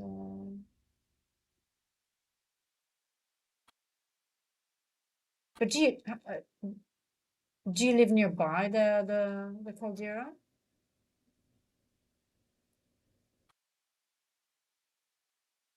Oh, okay, I got you. Yeah, yeah. Okay, I get what you're reacting to. Yeah, yeah, yeah. Well, I think South Africa, we're pretty safe as well for the time being. Um, oh, I've seen the interviews with him. He showed his face once on an interview. I mean, but we're just talking when he does his reviews or whatever. But I mean, you don't have to really show it, do you? I mean, you can still talk. Maybe he thinks he's ugly or something. I don't know.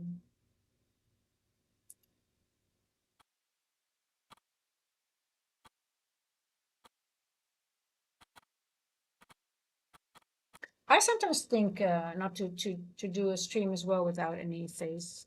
I mean, sometimes your camera, you feel like imagine if you have a really, really bad hair day, or like say, if I would have, well,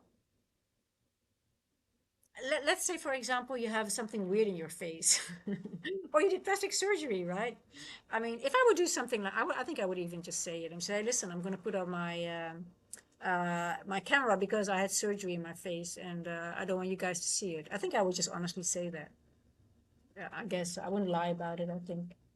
But then at those moments, I would put off my camera, I guess. Or if I would have like well, you can have like the weird thing on your lip, right? What's it called? Maybe when it's really low, I would maybe switch off my camera as well.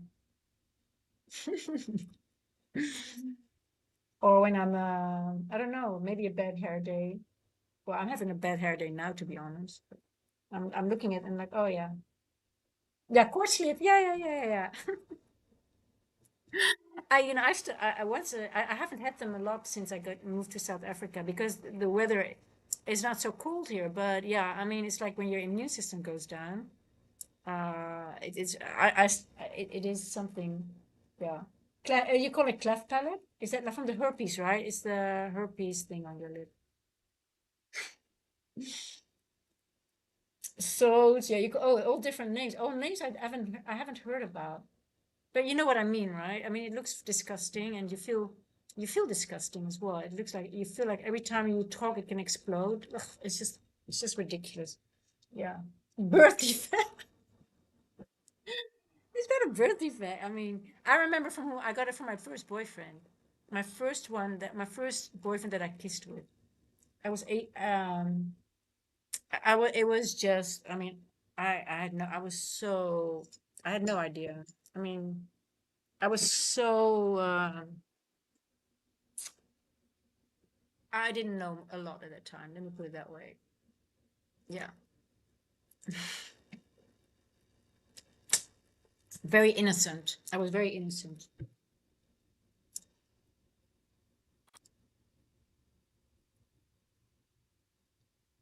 No, you can get it from even when somebody puts a hand on your face, or if you touch someone and like say someone has it and they put you give them a hand and you touch your face, you already get it. I mean, it's so contagious. It's ridiculous. So yeah, you can get it from a glass. It's just and when you have no immune system or you're already having a cold, you already but yeah, I mean, but once you have it, you won't get rid of it. It's just there. It's just horrible. Yeah.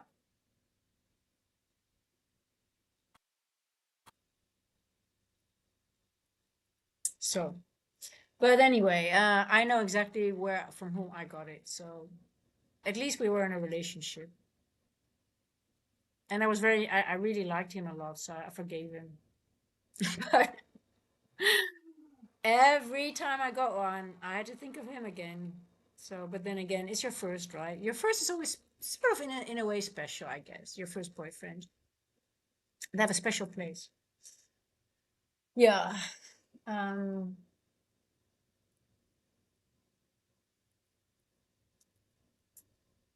the very, very first.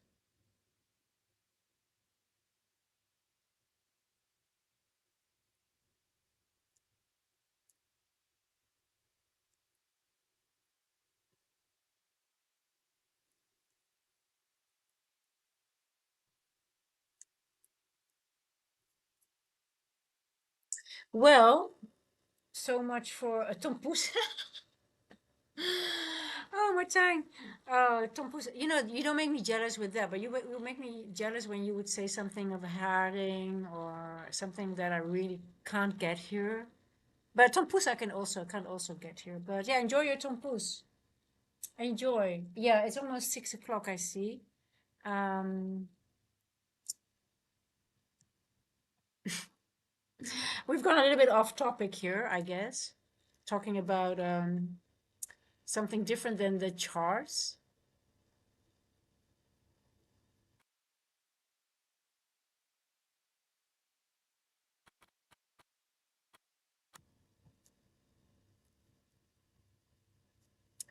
Okay, let's see if Price wants to. Tech might bring NQ to the lows. Yeah, so I'm using this wick here to see if we're rejecting here, if we have SMT. So we took out some liquidity, we went back up. Um, we're back in premium right now.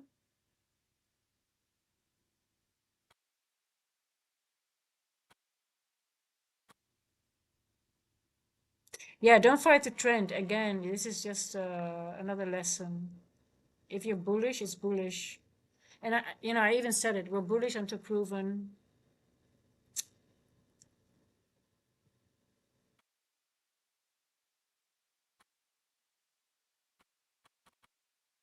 So how many times does this happen, right? That you don't take Asia low? We're just 8 points, 8 points, we're just 9, 10 points. It happens a lot around that area, between 8 and 10 points. It doesn't take it. But then again, it because the daily weekly open was there and we had that quarter level. So mark that on your notes. Yeah, well, I also took a loss, a L. And already here was a confirmation at 423. It's okay. It happens.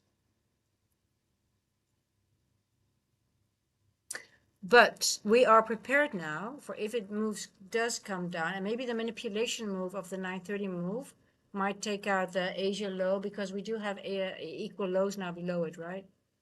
Um,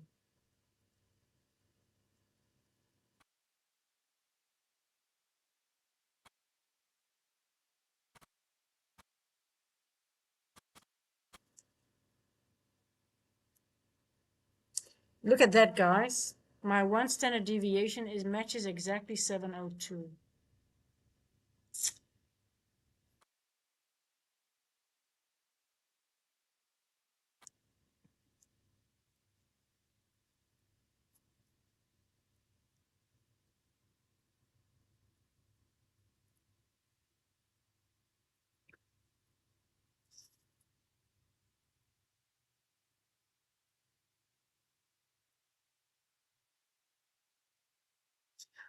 No, I only trade. So I only trade for a living. I moved to South Africa and I'm not South African. I'm not allowed to have a job here. So my only source of income is trading. I'm not allowed to make any money here. So there's no plan B for me. If I want to live the way I live, I have to. What happened here to my chart? Why is this here?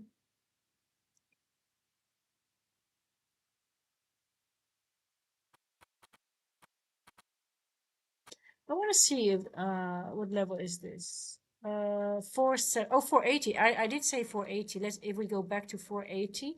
Okay, so 481 has my interest. I might be interested in a short when we reach 481. Um, I said that as well. And also, we have here 480. I've got a couple of confluences here, so yeah, that might be my area. And if not, if we go higher, then it's just bullish, bullish, bullish. But I might position myself from here for a short. I want to see how it reacts. Why is my chart doing this?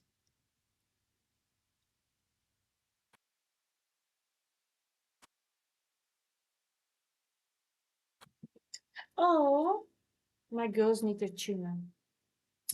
I hope you're doing well. So now in profit.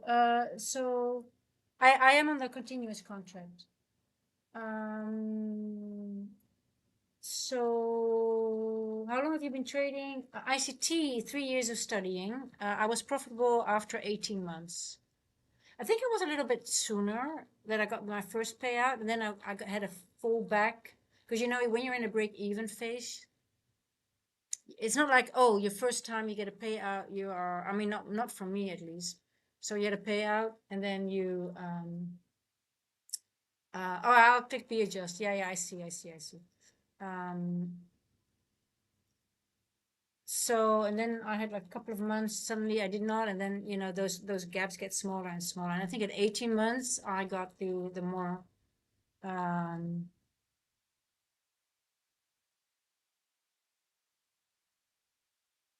yeah, it's more, it makes more sense to do the be adjust on the higher time frame. I was on the be adjust on this one already. No, I know, Samir, I know what the be adjust is. Don't worry.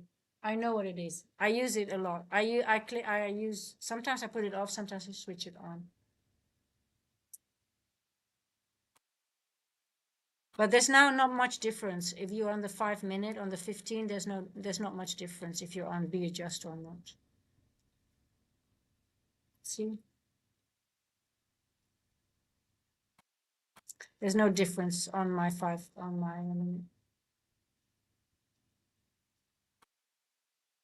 only on the higher time frame. Before it was important when we had, when we did not take out the high on the B adjust, and on the other, when it was off, we were too high already. Then it was important, but now it doesn't really matter.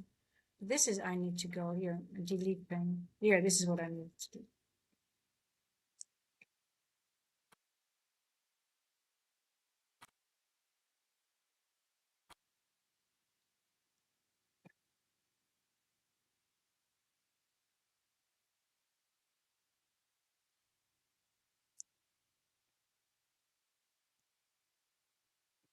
Oh, isn't this the BOLO, guys? The new ICT defensive, wasn't this the BOLO? Hey, Bowser, weren't you,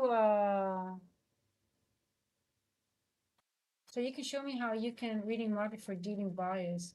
Um, well, you know, being able to get bias it's actually, it just comes down to actually understanding the PDRAs. If you can read a 1 minute chart, you can read a 15-minute chart, you can read a 1 hour chart, you can read. There's nothing really mysterious about higher time frame bias. It's just literally looking through, okay, what is happening? What PDRAs are respected and what is going on right now? Do we have a balanced price range or not? Or are we using these wicks?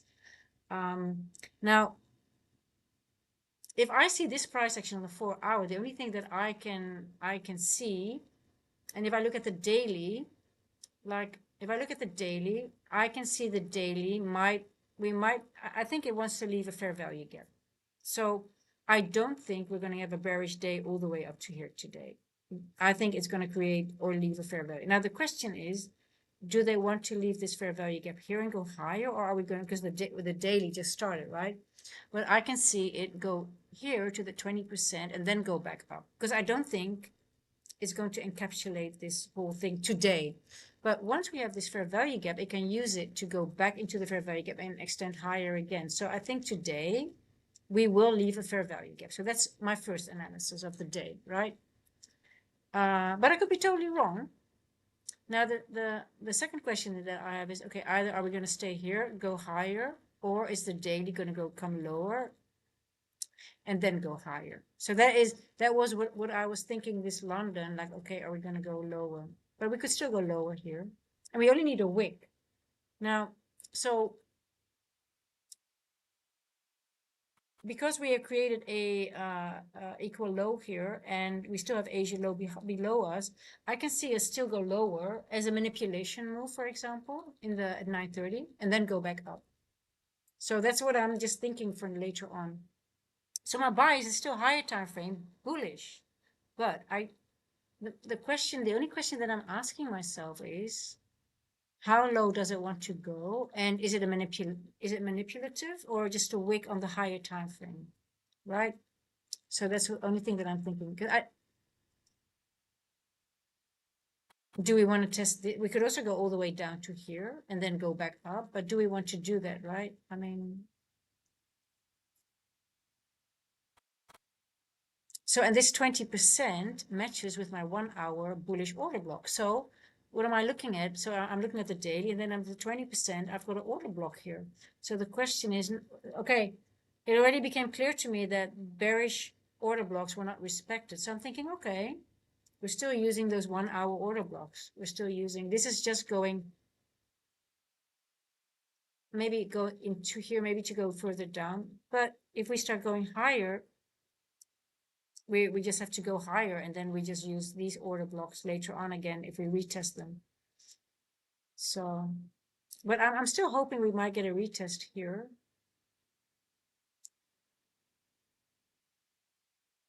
And then a spike back up, something like that. But we'll see. So the higher time frame bias is actually, people think more of it like, oh my god, it's like the secret to understand. It's just literally understanding higher time frame PDRAs and understanding how to read them. Like, okay, is this what is this? This is a bullish PDRA. This is a order block. We have a fair value gap there. Okay, is the market balanced? Well, sort of, but it could still manipulate through it and then maybe go here.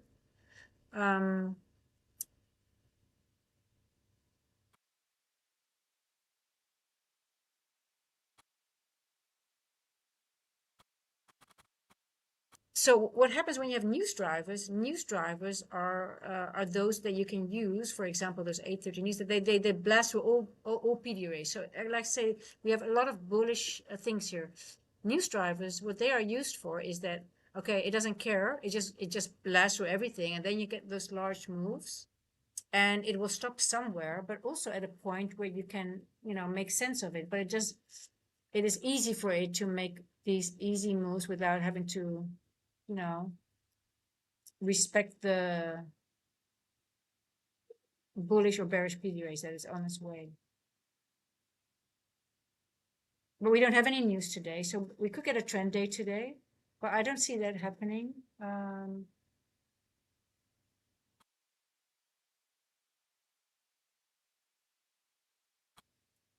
Yeah, I look at IPTA also every day. I think it's just, let's have a look at it. It's a good one, by the way.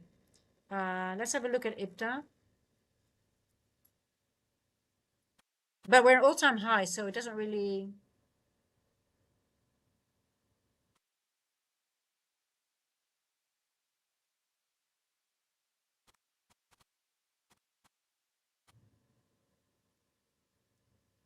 So because the 20 is the low, we're still in this block. It doesn't really tell you a lot.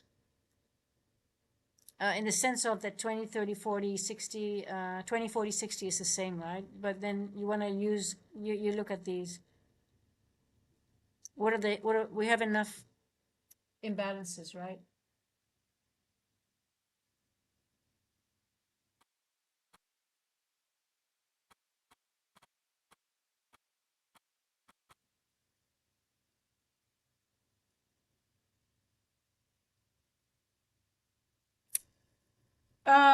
Okay. Oh, God, I see it's already 6 o'clock. I think it's enough for today. I mean, it's not doing much. Now,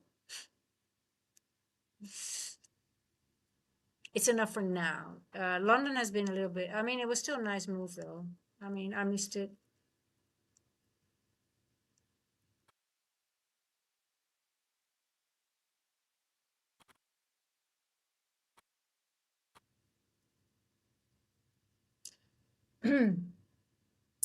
Hey, Monica. Yeah, I need to do some stuff. So again, just watch the Asia low. We got equal lows below it. I like 481. I like it for price to get up there, and then I have to really, I don't know if it wants to go high. It could go higher. I mean, everything is possible nowadays. But if it starts going lower again, I do like to position myself, but I'm just not sure. I'm just not sure because we have New York going to be hot. I hope so. I hope. But because we got equal highs here, you see, I don't like it too much.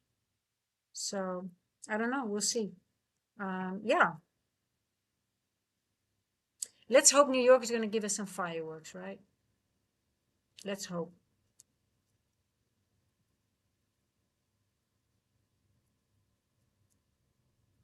Any questions, my dear friends?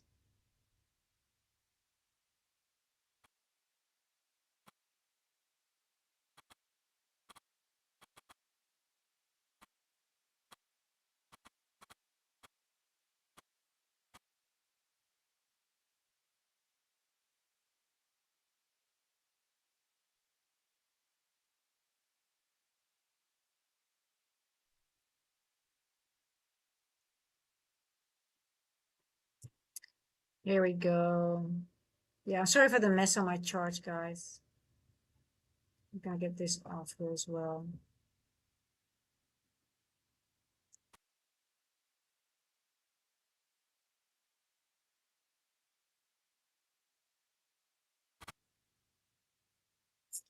Yeah, well, let's stay safe, and only trade A plus setups. I have to be, my patience is always my problem.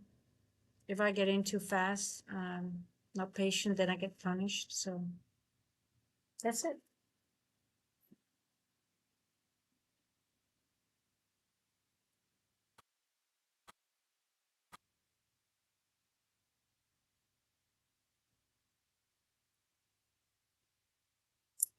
I will see you guys tomorrow in London.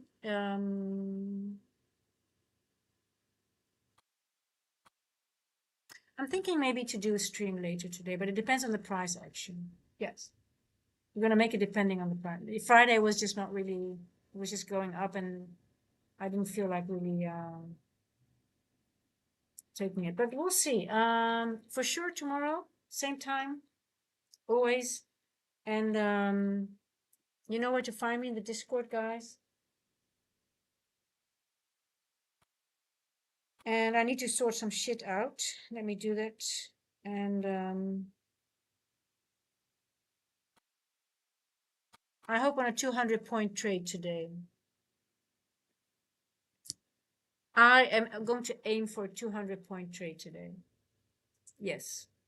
So, and I hope to do it on, if I see a opportunity, I might want to go on stream because I really want that larger trade. I'm impatient now. I am. No, I'm not doing anything. No, no. Why? It could be a sell, yes, but there's also like it could still go up higher as well. And what time is it? It's 6. Well, it could be, but um,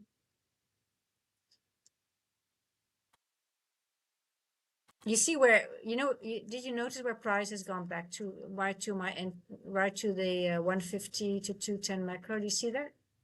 I want to show you guys. It just went above this one here.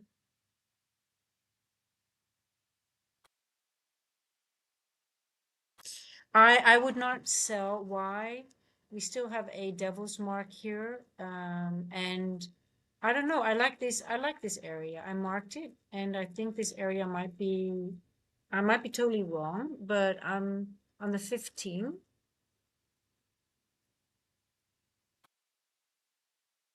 Oh, let's see. Was it on 1 hour? Let me see. What is it? Oh, it was a 1 hour fair value gap. Yeah, here. Look on the 1 hour fair value gap. Okay, so let me share something. What I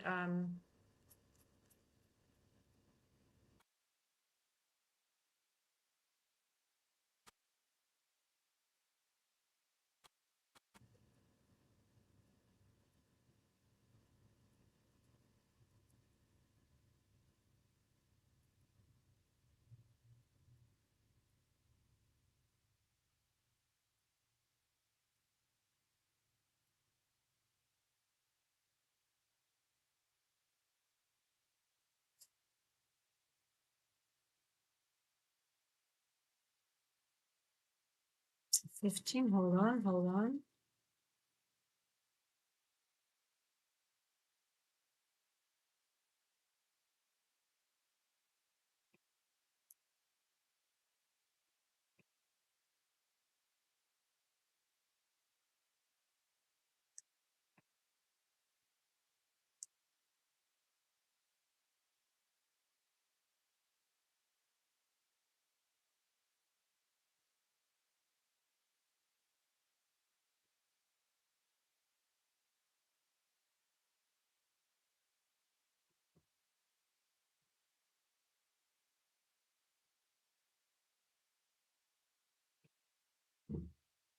Okay, 15. This order block is of significance, and I've used this one here. Let me just use this.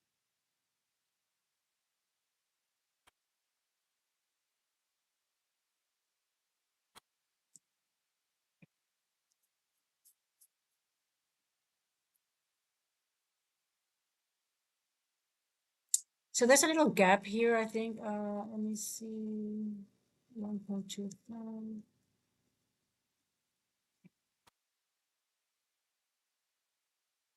Zero 0.5,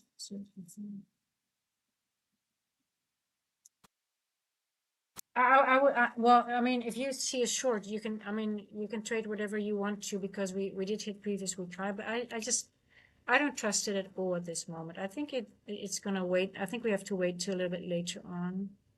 But yeah, I'm just gonna wait. I think I'm gonna wait until open and see what we have left. If we are leaving some levels here, and the best would be if it would leave Asia low open, and it would just trickle up a little bit higher and just hang out here for a while.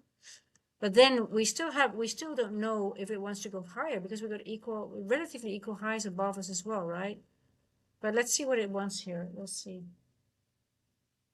No, I don't like scalping. I go for large moves. So, but I'm a day trader in a day. So within a day, I prefer to have my sweet spot is 50 to 80 point moves within 1.5 macros, if that makes sense. So I trade time, but I am trying to go for larger moves, but I try to get them in low resistance liquidity runs and preferably in one macro if it can be, but sometimes I need 1.5 macros, if that makes sense. So that is my, I don't think I'm not a scalper because I'm not interested in 20 to 30 points, if that makes sense. So I'm looking for those larger moves, but I'm trying to frame them in a time that they give me, I don't have to sit through them too long. Or if I get stopped out, it's fast.